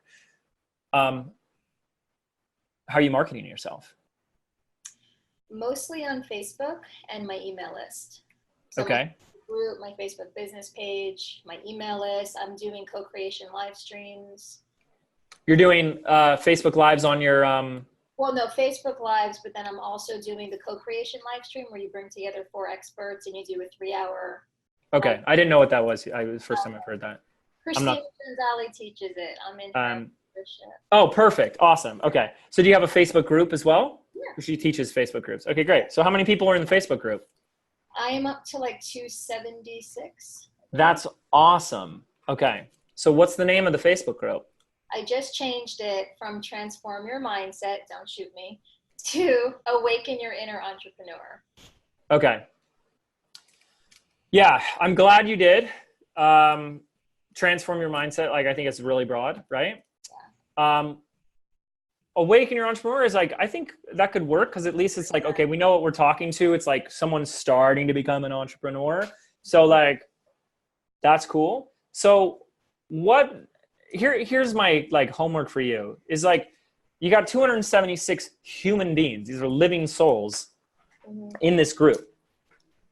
What's preventing you from using that group to go get a client right now? I guess just myself. Nothing's really preventing. Well, yeah, I know, because you like mindset and transformation and all that type of stuff. But like, could you, it's a serious question here, because I think there's nothing really wrong with your niche. Well, let me ask you this. Let me back up. Do you want more one-on-one clients? Is that what you want? Mm-hmm. Okay, great. Could you, well, I know you could, but are you open to going into that group and saying, I've got a few slots opened to work one-on-one? If you are someone who either is just starting or wants to start an online business, and again, I'd get more specific, like you want to take on more clients, and you'd like me to help show you them, how to do that, send me a message and we can talk more. Yeah, I can do that. I actually have that set up in my emails, my funnel sequence. Yeah. From the co-creation live stream, and now we're on the email of, I have 3 spots open in my calendar. Great. Want to start. Okay. Perfect. Yeah. So, and see if you can get more specific. That's my biggest thing right now is like, start a dream business isn't the same as like make your first $1,000 online or sell your first online course or get your first 5-figure coaching client. Okay. Yeah. More specificity on the result and outcome versus start an online business. And I think you'll definitely see something with that. And then on top of that, look, just keep doing lives on specific topics and make the specific offer. Like, and hey, I help people do this specific thing, make that first $1,000, sell that first online course, get that first coaching client. If you're interested in working together, send me a message. Let's talk further. I can help with that. But for you especially, more specific, tangible result, not mindset, not transformation, outcome, right? If they could wave a magic wand, what would they want in their life? Just go ahead and answer that question. If they could wave a magic wand, what would they want in their life? I think they'd want to just be happy, leave their job and wake up every day excited to do what lights them up. Yeah, and these are the broad intangibles that we can't sell. Like, you're going to struggle a lot being like, hey, if you would like to be happier, you know, they what do they want? I know let's say they're already happy. Let's say this thing's going to bring them happiness, even though happiness comes from within, you know, I get all that. What do they want specifically? Money. Yeah. Freedom. Yeah, they want money. That's a specific result. Like, but let's get more specific, obviously. Okay. Yeah, well, my current gift that I'm promoting is tapping for your next $10,000. And it's like a 14-minute video tapping, and it's how I manifested $10,000. Yeah. That's awesome. Yeah. That's awesome. Yeah, and we're going to go over this tomorrow, so don't worry, but more specific on a couple of the things here, especially just starting out. Like, how can you be specialized in something that no one else can, that you're the best in the world at? You can't be specialized in like how to start a business. Right. I mean, it's so broad and it's so general, because there's, well, what kind of business am I starting? You know, what does it mean to actually start a business? Just to file a DBA or get my first client or take it to 6 figures, right? Yeah. So get uncomfortable with that. Okay, I could do first coaching client because I've been there, done that. So that's Cool. Yeah. Yeah, and get more specific. Get your first 5-figure coaching client. 5-figure coaching client. Right? Yeah. Something like that. Then that's very clear, right? Is anybody here that would pay money to get their first, what is 5 figures? At like 10,000? So 4-figure, 5-figure coaching client. Would anyone pay money to, boom, have someone pay them $5,000, $10,000? Yes, of course you would. Yes, I know. Okay? So that's something people want. Yeah. And they think they want it more than how to start a business. You're right. Yeah. Thank you, James. Of course. Well done. Keep up the great work, Nikki. All right. Type in. Guys, people are already just on it. Okay. By the way, side note, I'm not going to get to everybody. You guys know that, right? But I'm hanging out here. I promised 3 hours and I over-deliver already by 42 minutes. So Amanda, Han or Han? Amanda, will you unmute yourself? You were the first to say question. Hi. Hi. Sorry, like my Mac was like stuck. I'm like, unmute. Oh, no worries. It happens. Is it Han or Han? It's Han. Han. Okay. Han, Cool. Han, whatever. It's all good. Hold on a second. It's all Okay, good. hi. All right. Hi. How can we help you? Okay, so I'm in a bit of I guess, changing my business just from what I've been seeing on the online space. So I started as the social media manager. I got let go from my accounting job, 70, 80 hours a week, never saw my husband, never got to do anything, nearly ended up in hospital. So While you were in the accounting job? Yeah, pretty much. Okay. Yeah. So for a while before I was let go, something was telling me like, this isn't what I should be doing. You know, I've always been like the teacher. People would always come to me. People would always, you know, and I light up when, you know, the light bulb goes off for people. That's what I like. Yes. So Good. I fell into the social media management, but attracted the wrong clients, like the people who just wanted it all done for no money, with no content, you know, the usual. So I started, my mind was going more on the membership. I wanted to help more people in the one space because it all seemed like they all had the same issues. And I guess one thing that everyone's inundated with Facebook ads, even I'm inundated with Facebook ads with like social media, this and that and whatever. But I guess from just working with some people, I did a couple of workshops, and it's the inner work. So if they don't believe that their own business is not going to work, they can put whatever they want out on social media. It's not going to work for them unless it's from their intention or their beliefs and what they have and what they offer is good and what lights them up. Then it's not going to work. Because even from workshops that we did, we would, you would see people and the light bulb would go off, and next week they would just go back to posting the same old, we have this in stock, come in and say hi. So I guess I used to be the social salt. I had pretty good engagement. I got clients from Instagram. That's where I focused most of my time. And then I stopped because it felt wrong. Everything just felt wrong to me. What you stopped posting on Instagram, or I stopped posting on Instagram. Okay. I still had a couple of clients in the background just because. You're talking about your own account. You stopped posting on Instagram. No, my business account. My business account. What do you mean by your business account? Can you just? Well, I had this. Sorry, I don't really post on my personal Instagram account. Okay, so you're not talking about your clients' accounts. You're saying no. Sorry. Just okay. my own. Just kind of Okay. like coming up with new offers and new things, and sure. something was telling me like, quit the social salt. Just do Amanda Han. Like, you're bigger than just sitting behind the computer doing work for other people. So here's what I want you to do, Amanda, is just ask the question. Okay. I guess what my intuition is telling me is that I would like to focus on social media mindset instead of me saying, here's how you do it. Because everyone can show you how to do it. But if you still don't believe in what you have to offer or what you have to sell, then you can know everything in and out about social media and it's still not going to work. Yeah. Like even the clients I'm working with, the guys who do what I say and they believe in their product is great. Yep.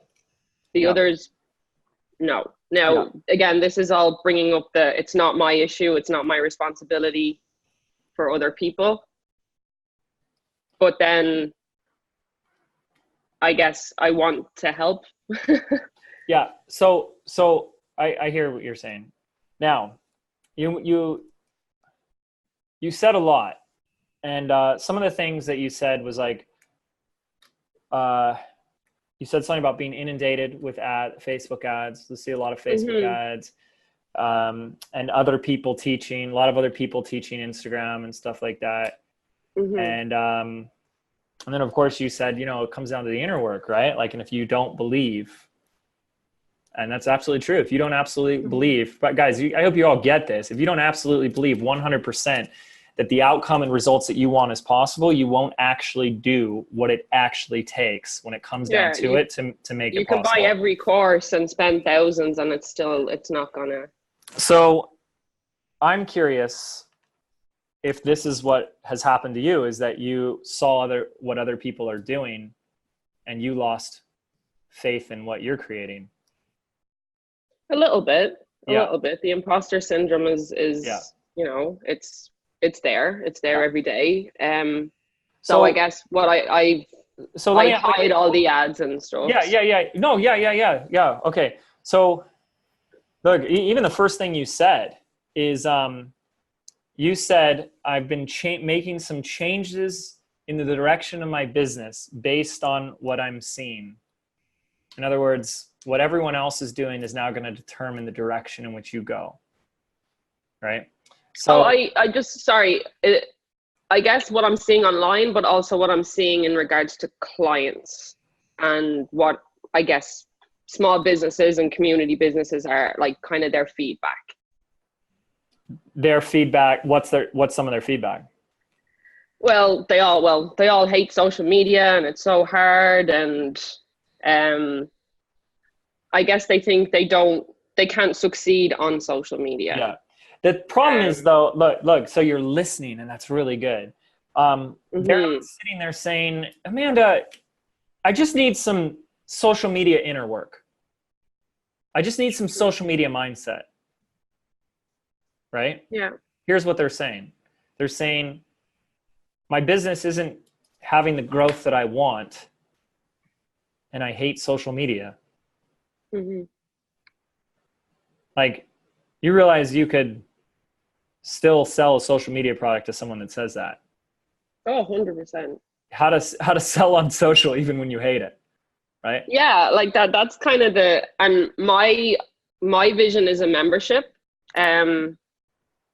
Like that would be your better angle. But look, and then yes, again, curse of coaching.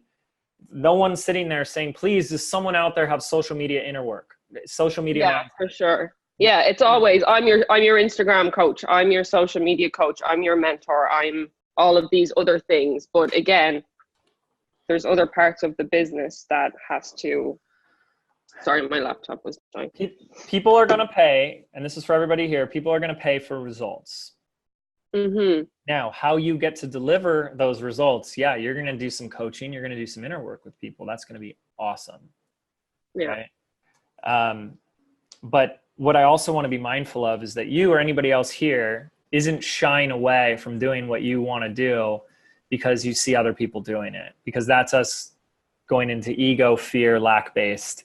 Competition's illusion. Like the whole thing that there's only like a fixed pie of how many sales or all that stuff. It just means, all this means, to reframe this for you, Amanda, is not like, oh, there's too many people doing it, which means Amanda can't do it. No, it just means there's an opportunity for you to approach this from a different angle.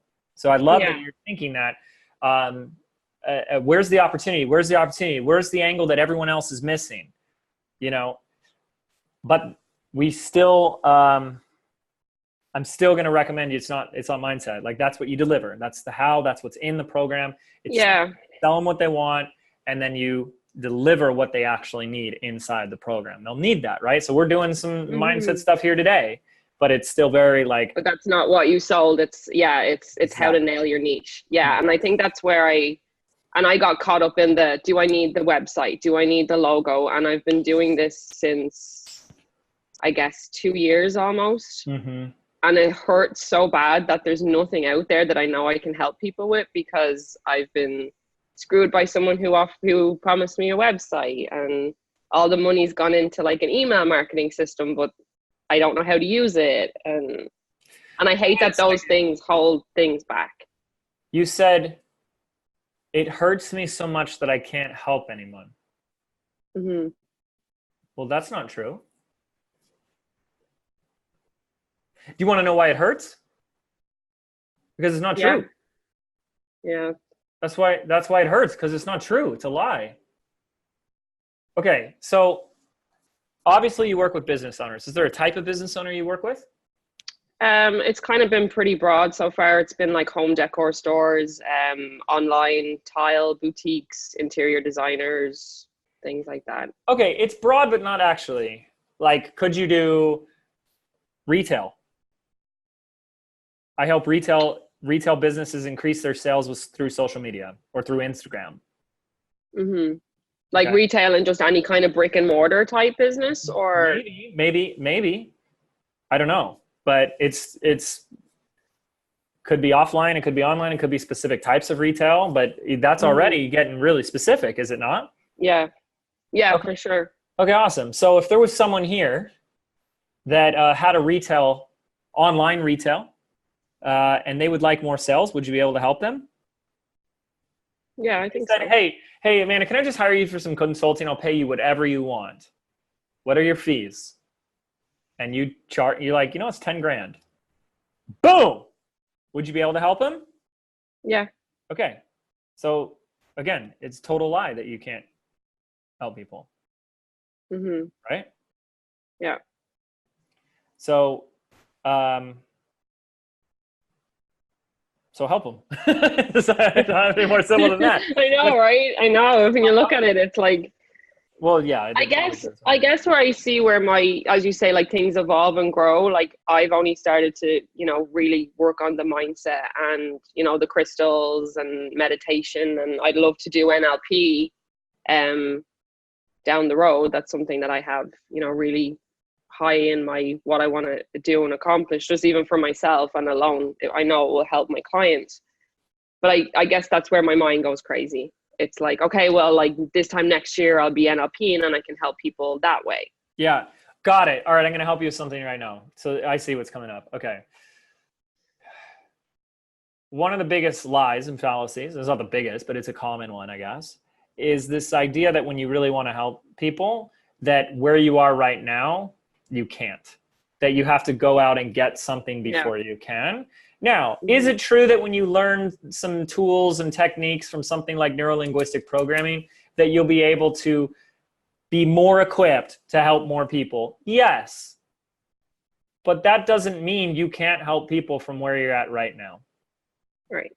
And we got to stop doing that, because that means that's putting off helping people to someday, one day, and someday, one day never comes. But the fact is where you are in this moment in time at whatever, July 6th at 3:00 p.m. Pacific Standard Time, that right here, right now, there are people out there that will benefit from the value that you offer. Period. As it stands right now. But if you keep telling a story that like you need to go do all these things before you can, that someday, one day never comes. Okay. Yeah. So we need to look at who can I help and what can I help them with right now in this moment. And then we just need to go out and we need to fight for these people. We need to go help them. And if right now it's like, you know what, the membership is kind of becoming a thing and, you know, blah, blah, blah, just get some coaching clients. Go, instead of going from doing done for you client work, now going to get a couple coaching clients. Or a small group program and work with them. If the thing is people tell this lie too, that you need a big list in order to like have a successful online business. That couldn't be further from the truth. I have countless examples. Jacqueline Kinser is one of my favorite ones. She's a lactation consultant, and she launched a group coaching program with zero list. She charged, I think, $500 a seat for a group coaching program. She didn't even have a list, Facebook group, anything. She went into, I don't encourage this, but she went in other Facebook groups and said, hey, I'm doing a training on how to do XYZ. And she filled it out and she made $7,500 group coaching program, right? You could get clients. It's like, the fact is there's no shortage right now of need for someone to coach on social media strategy. Like the fact that you could get on Zoom calls weekly with someone and give them a training and a strategy and blah, blah, blah. People will pay for that. Small group coaching program or something just like this. People pay for it right now. And who effing cares if other people are doing it? They're going to continue to do it. For sure. But that allows you to go, ooh, there's always opportunity. There's an opportunity here. And that's the thing, guys, is like we're either focused on the outcomes we want, or we're choosing to look at things like a problem. Your perspective determines your experience. So if more people means, less room for me, or I can't do it, or the market's too saturated, then when you're right, you're right. Yeah. But there's always room. There's always opportunity. You're not an afterthought. You weren't an accident. There's something you're here to do. You've already felt that feeling and that intuition up until this point. Yeah, I guess sometimes I feel, because sometimes the social media part triggers me in a way, because it's like I don't like being on it 24/7. It's not something that, you know, I've seen it divide people, but I know I know what it can do for a business. Exactly. And that's the part. Yeah, here's the thing. I hate social media. Yeah. I have the same boat as you. I hate it. I refuse to go on the Facebook newsfeed. It's so much negativity, so much toxicity. It's awful. I know. I don't look at news. I don't look at anything, but it's like I know how much it can help a business and the struggling business, and that's where I want to connect with people. It's not get 10,000 followers. It's not grow your list. That's not what I'm about, and it never has been. So I'm just trying to get that across to the right people. Good. Get it across, because I get it across. Look, I do not like social media, but I know that human beings use Facebook, and there are human beings out there that need help. And you guys most of you are evidence of that, because we ran a big Facebook ad for this program, and you saw the Facebook ad, and that's why you're here. Most of you, not all, most of you saw that. So my audience, the people that need my help, is on Facebook. So just because I don't like Facebook doesn't mean I'm not going to reach out to the people. Advertiser. That's like saying, this is kind of a weird metaphor, but that's like saying, I don't like swimming. I don't like the water. Therefore, I won't eat fish. Right? It's like, Yeah. go fishing because you need the fish because it's good for you and all that omega-3 stuff, right? But I'm not going to eat fish because I don't like the water. No, right? It's just like, look, your personal time, limit it for sure. Yeah. Your Yeah. people are on there. You need to teach it because their people are on there. Hmm. It is what it is. It doesn't have to. It doesn't have to trigger you. You know, I just choose to opt out of it. I don't use it personally. I really don't. Yeah. I use a little Instagram because I follow like motivational quotes and stuff, and it's a little bit more. Yeah, I prefer Instagram because it's more like you choose who you follow. Where sometimes if someone shares stuff on that on Facebook, like I don't want to see this. Yeah. This is not. But at the end of the day, what and it that's does, where like I love kind of I watched Tyler's journey yeah, working with you and the Follower to Fan Society, and you know Yeah. I love how he teaches, and Yeah. that's kind of on the line of me. It's more Yeah. you know do what feels right and not what you know. You need 10,000 Let me followers. ask you this. Let me ask you this. Does it feel right to compare yourself to others? No. Stop doing it. Just do your thing. Seriously. Yeah. It's hard. What? It's hard. It's not though. Yeah. Just Yeah. put your head down and go. Because look, Okay. you're either focusing on what others are doing or you're going to focus on the people you want to help. That's not hard. It's a really simple choice. So right now at 3:00 exactly, are you going to choose to look at Tyler or are you going to choose to look at one person you can help? Go. Oh, one person I can help. For Boom. sure. Absolutely. Okay. Another moment's gone by. Are you going to look at Tyler or are you going to look at people you can help? People I can help. Boom. See how easy that is? Yeah, I guess it's the messaging. That's my. Yeah, that's of my. course. Of course it's the messaging. I know. But is the messaging going to come to you when you keep looking at Tyler and others? No. Of course Is it going not. to come easier when you're focused on that client? For sure. Absolutely. And that's easy. Sure. And so much of the messaging is I mean, we went over it before with Tiana, right? A little bit. Yeah. But Yeah. so much of the messaging is, let me connect emotionally, intuitively, intellectually with my ideal customer. And let me just get present. What are they struggling with? What do they need help with? What are they complaining about? It's like, if you're the type of person that knows for a fact that social media is the future, but you hate it, you're in the right place. I can help you. I'm going to show you how to sell on social without being on social 24 hours a day. Yeah. Wow. There's your angle. There's your opportunity. That's how you see it, as a possibility, not a problem. For sure. Okay. Awesome. All right. Well done, Amanda. Thank you. Thank you so much. Thanks for your time. Round of applause. Of course. Thank you. Okay. So, hopefully some stuff came up. Everyone's already writing question. Dun.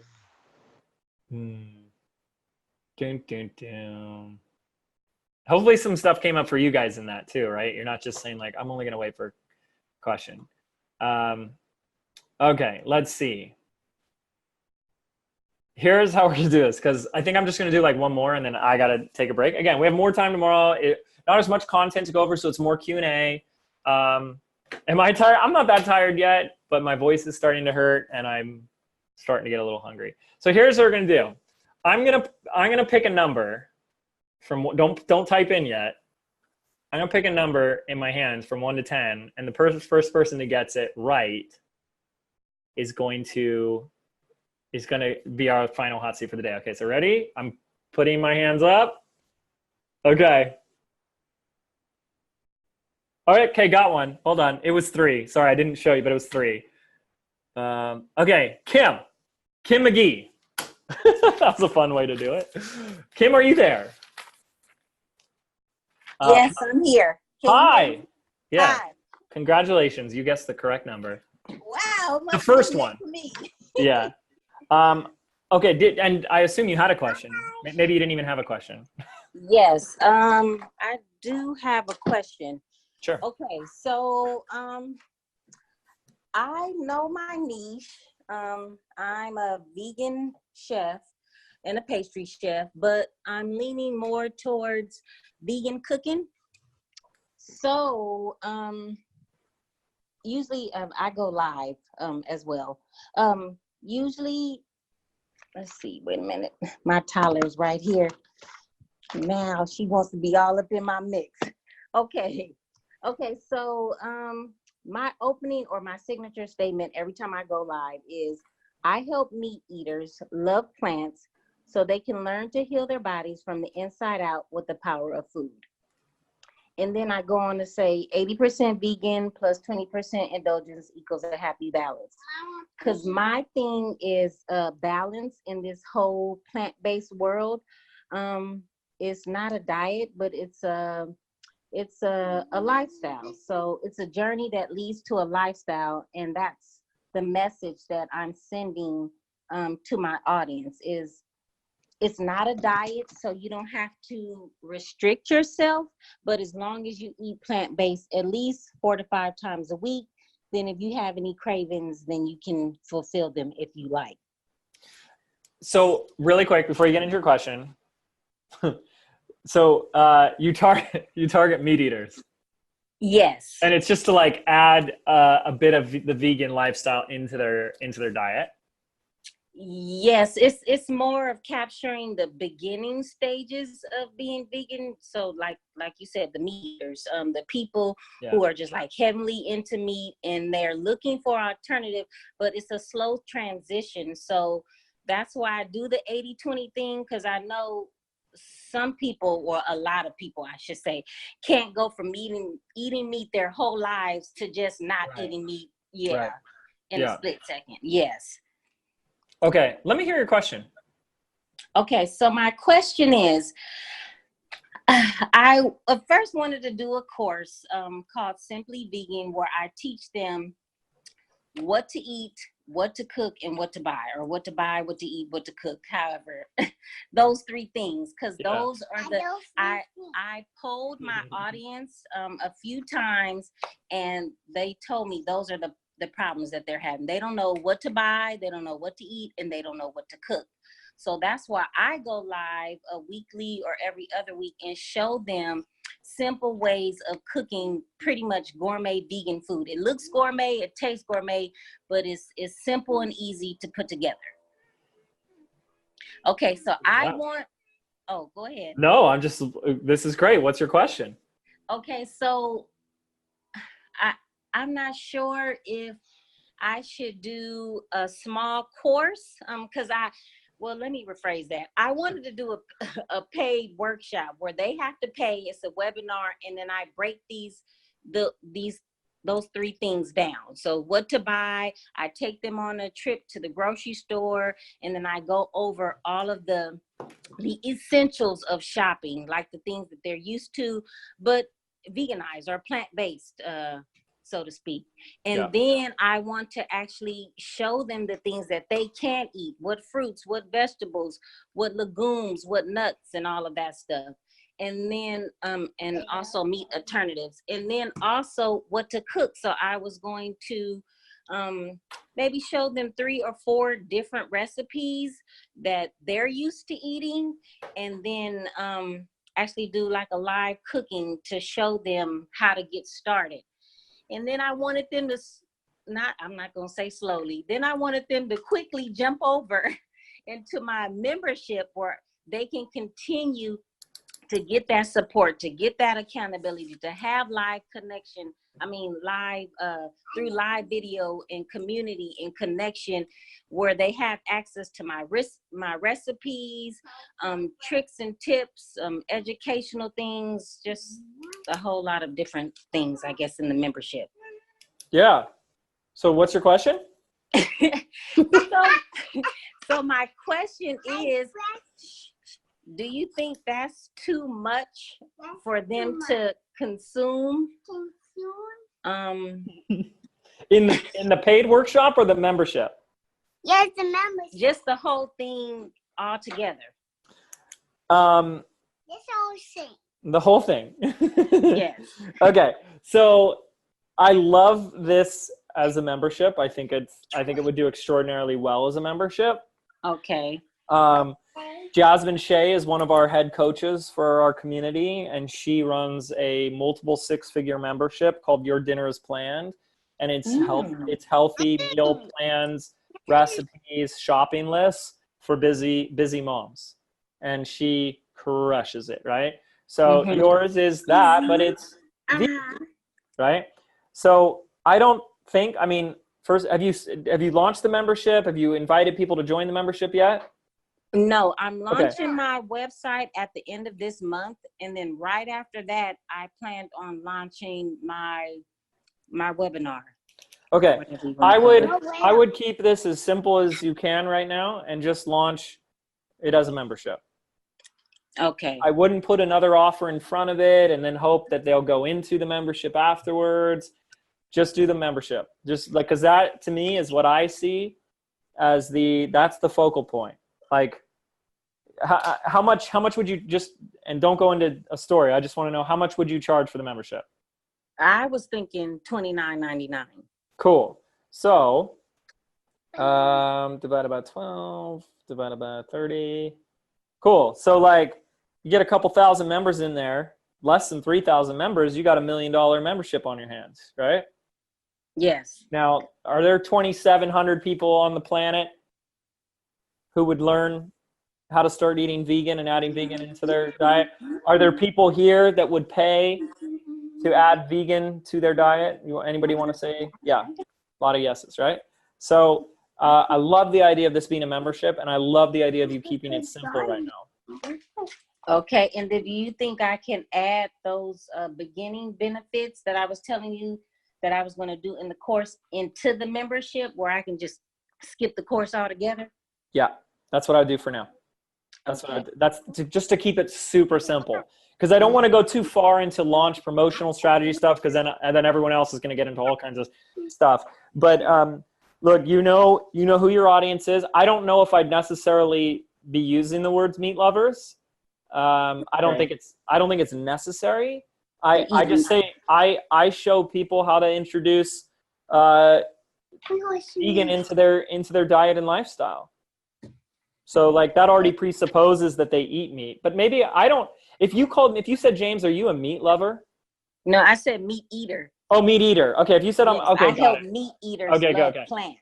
Yeah. And when I say plants, I mean fruits and vegetables. Totally. Again, I don't think you need to say meat eater, because I don't call myself a meat eater, even though I eat meat. It's just weird. But I wouldn't say like, yeah, I'm a meat eater. I mean, I eat meat, but it's not who I identify as the identity level. But if you said, I help people introduce a vegan lifestyle into their diet so they can have more energy, mental clarity, like all that type of stuff, live longer, healthier, I'd be like, ooh, that's interesting. That applies to me. But I think you know your niche very well. I think it's nailed, and I think a membership would do extraordinarily well, because every month they're getting new meal plans, new recipes, right? New diets to try, or new things to introduce into their diet. Yeah, plus tricks and tips. And then also, because I'm a pastry chef for over 15 years. So can you do vegan pastries? I do some vegan pastries and desserts, but I do a lot of vegetarian pastries and desserts. These are my tried and true recipes. Yeah. That have been around for a long, long time. And a lot of my audience members are just like waiting for a cake decorating class, but I can incorporate that into the membership as well, because Yes, you I can. want to teach them all of that, how to cook, how to bake. Yes. But yeah, to where, it just all goes hand in hand. That's why it's called In the Kitchen with Kim, because you're literally in the kitchen with me, and I'm just showing you what I really love to do. And I really want to bring, cooking back to the forefront. I know everyone is busy, but there's nothing like a home cooked meal, and it doesn't necessarily take a long time. Yeah. You just got to get in there and cook. And Well, that can be part of your message. You can start to say things like, most people say they're too busy, but that's because they're running around and not being present. And when you slow down, you start to realize that you actually have more time than you realize. And cooking and putting love into your food is one of the best things you can do to be present, be connected, especially when you are making that food for the ones that you love. and how much Yes. better are you, and how much more present are you going to be when you're taking that time to cook with intention and cook with love, right?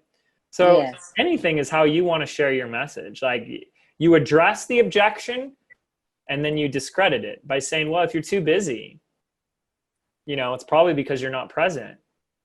You're running around doing things that aren't important. Great cooking and cooking with love and cooking healthy food forces you to be present. It does. And it brings families together, people together. What's more important, right? I mean, these are all what we would call the ripple effect benefits of your membership. Wow, you become a better spouse. You become, you bring your family together. You become more present. There's more love in the house because there's more love in the food. There's more health, vitality, energy, clarity. Yes, this is good. This is the ripple effect of the core promise, which is how to start introducing healthy vegan foods into your diet. Obviously gives you more health, more energy, more vitality, more mental clarity, all that good stuff. And then there's this whole ripple effect. So yeah, this is great. And you see yourself, can you see yourself with a membership with thousands of members, like waiting every single month to get a new recipe or to watch a new cooking class? Could you see that? Yes, I actually wrote myself a $3 million check that I have in my wallet that I wrote last year. And it's because of my memberships. So I've been holding on to it until I can cash it. But that was just my way of pretty much sealing the deal, because I know that's what I want. And I've been having it up on my vision board as well. So yes. That's amazing. Good. Okay, so just do this last thing for me. Give me a date for when you are going to announce and invite people to join your membership. I would say like the end of August, around my birthday. That's what I was shooting for. Great. Yeah. So before September 1st, you will have invited your community to join and enroll in your membership. Yes. Awesome. Cool. Okay. Yeah. Good. Thank you. Yeah. Great. All right, let's give it up for Kim. Thank you, Kim. Amazing. Thank you. And Kim's little one. Thank you. Oh my gosh, so cute. All right, you guys.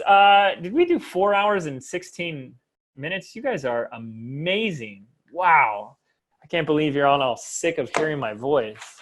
I'm sick of hearing my voice. Anyways, this is part one. Again, it takes some time, right? But we're getting through this.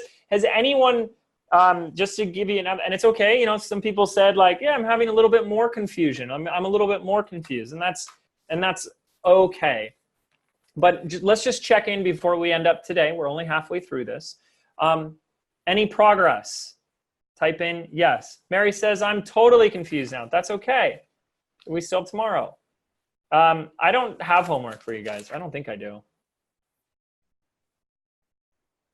I can give optional homework only for those. I had an action item for the end of tomorrow, but I didn't really have any homework. Okay, so any progress?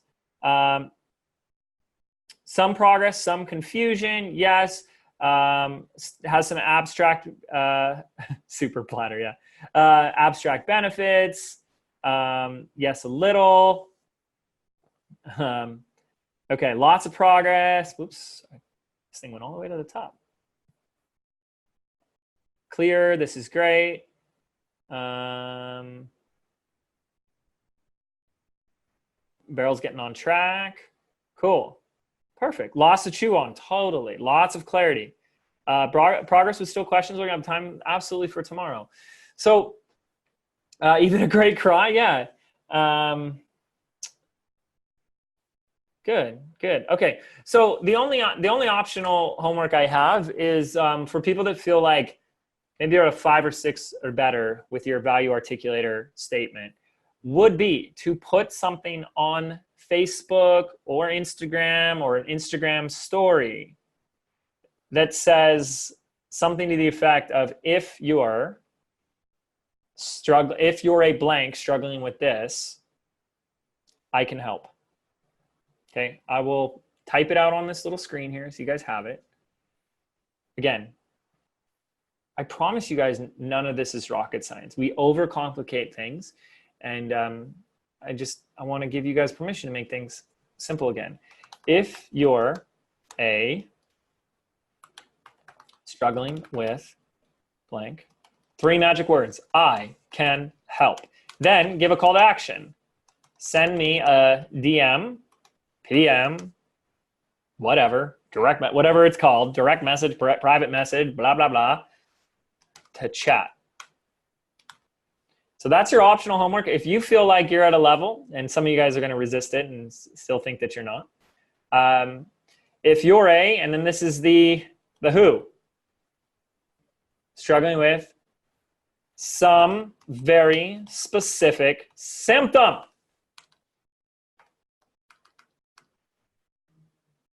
And you don't need to go now sell something or launch something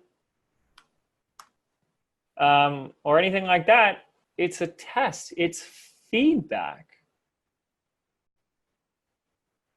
Yeah, we can try stress and anxiety.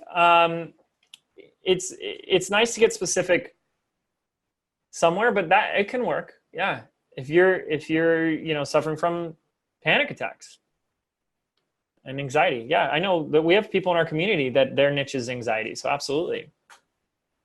So what do you do when you get feedback? You don't have to do anything. You don't have to do anything. Okay, now Betsy said if you're a fat woman. Now here's the thing. Most people aren't going to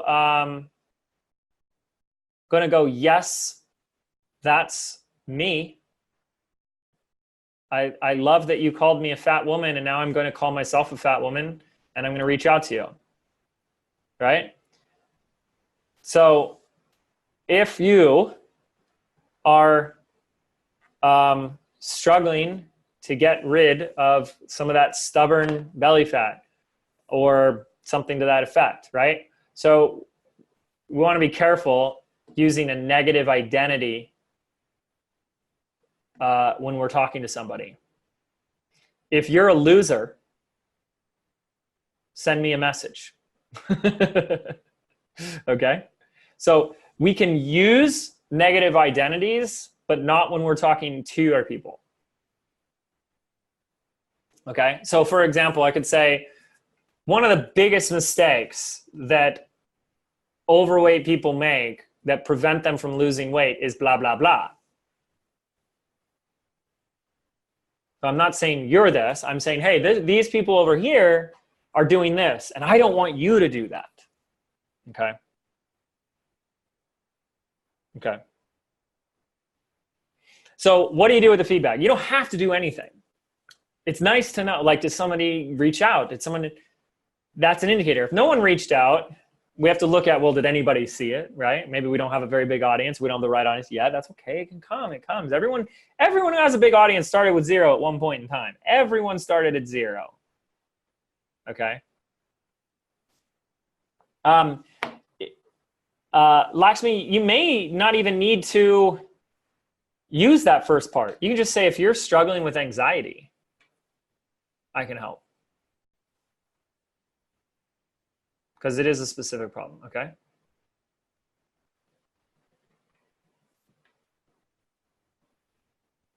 And try it, okay? So you could reach out and talk to them. You could say, hey, I'd love to just hop on a call. I'm not selling anything. I just want to chat. The greatest market research you can do is to just talk to human beings on the phone, get on a Skype call, get on a phone call, FaceTime, and just chat and be like, tell me what's coming up for you. What questions do you have? We're going to go through more of that tomorrow, getting into the specifics. But you'd be like, whoa, James, all these people reached out. Well, that's a good sign. Okay. Okay. Yeah, Asia got a great one. If you're a woman 50 or older, struggling to eat well, I don't know about the struggling to get access to. Is that a problem? People are struggling to get access to like veggies. You may want to go specifically to like weight loss. Speak more to that. Just a thought. I don't know if they're struggling to eat more veggies.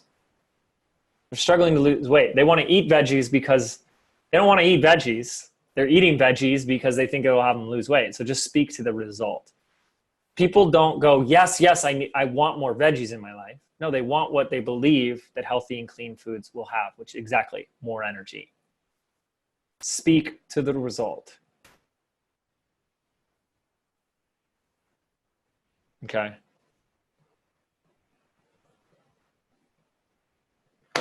Yeah, dealing with fear, worry, and self-belief is really broad. Every human does. So see if you can get specific.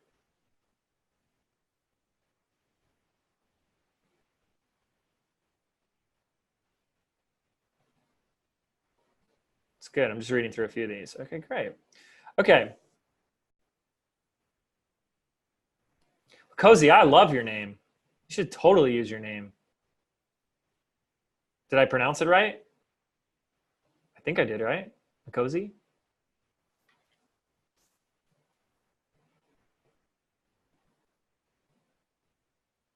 Betsy says, I'm so disappointed. What are you disappointed about?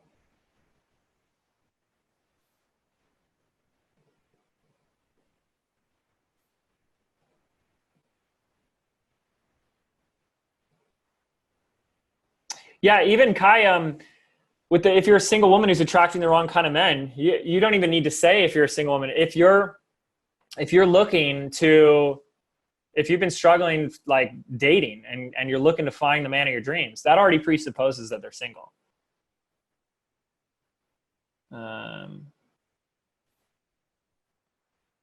Just reading through a couple of these. It isn't about weight loss. It isn't about showing women how to do better.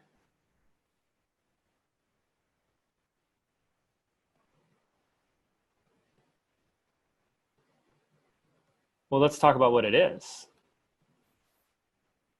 I was only referring to, if you use a negative identity to call out somebody, they're not gonna say, yes, that's me.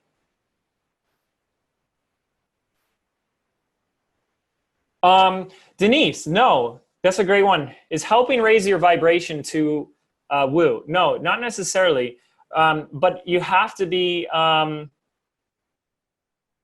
okay, well, here, you can disagree with me, but if I say,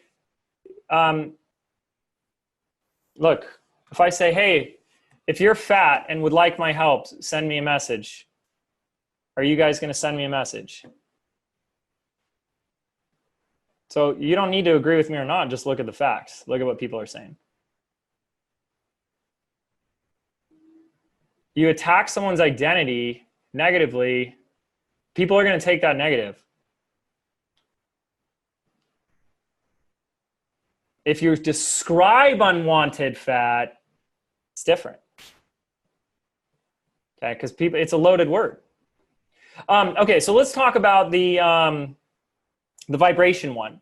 Yeah, exactly what Emma said. If your audience is already aware of it, then it's awesome. So that's also going to pertain to who your audience is, and things like energy, law of attraction are becoming more mainstream, which is really exciting. We're going to talk about the mega markets tomorrow, and spirituality and energy and all that stuff is one of them. So again, Betsy, you gotta start with where your market's at. You can have a conversation with it, but you got to start with where your market is at. So with the energy conversation, if your audience already knows about the value of increasing or raising your frequency, then absolutely you can. Because if they don't need to be educated on it, then yeah, you can. But there is an outcome or a transformation or a result when you raise your vibration, and you want to make sure you're speaking to that. So when we go back to Mel's value articulator, and then we really are gonna head out, I help whoever you help raise their vibration so that So they're more connected to source. So they manifest their dream life, something, more results oriented there. So they manifest faster. Yeah, that's cool. Again, you have to look at the awareness and sophistication of your market. If they don't know those terms yet, then it doesn't going to mean anything to them, right? There's probably someone on the call who's like, what are you talking about, right? Okay. All right. Okay, you guys. So you got a little homework there to reach out. It's optional if you feel like you're ready to do it. If you're struggling with this, I can help. Send me a message. Just see what happens. You can just talk to people. It's really crazy, right? So this is halfway done. I also want this to just like percolate a little bit. Let this marinate on the old noggin.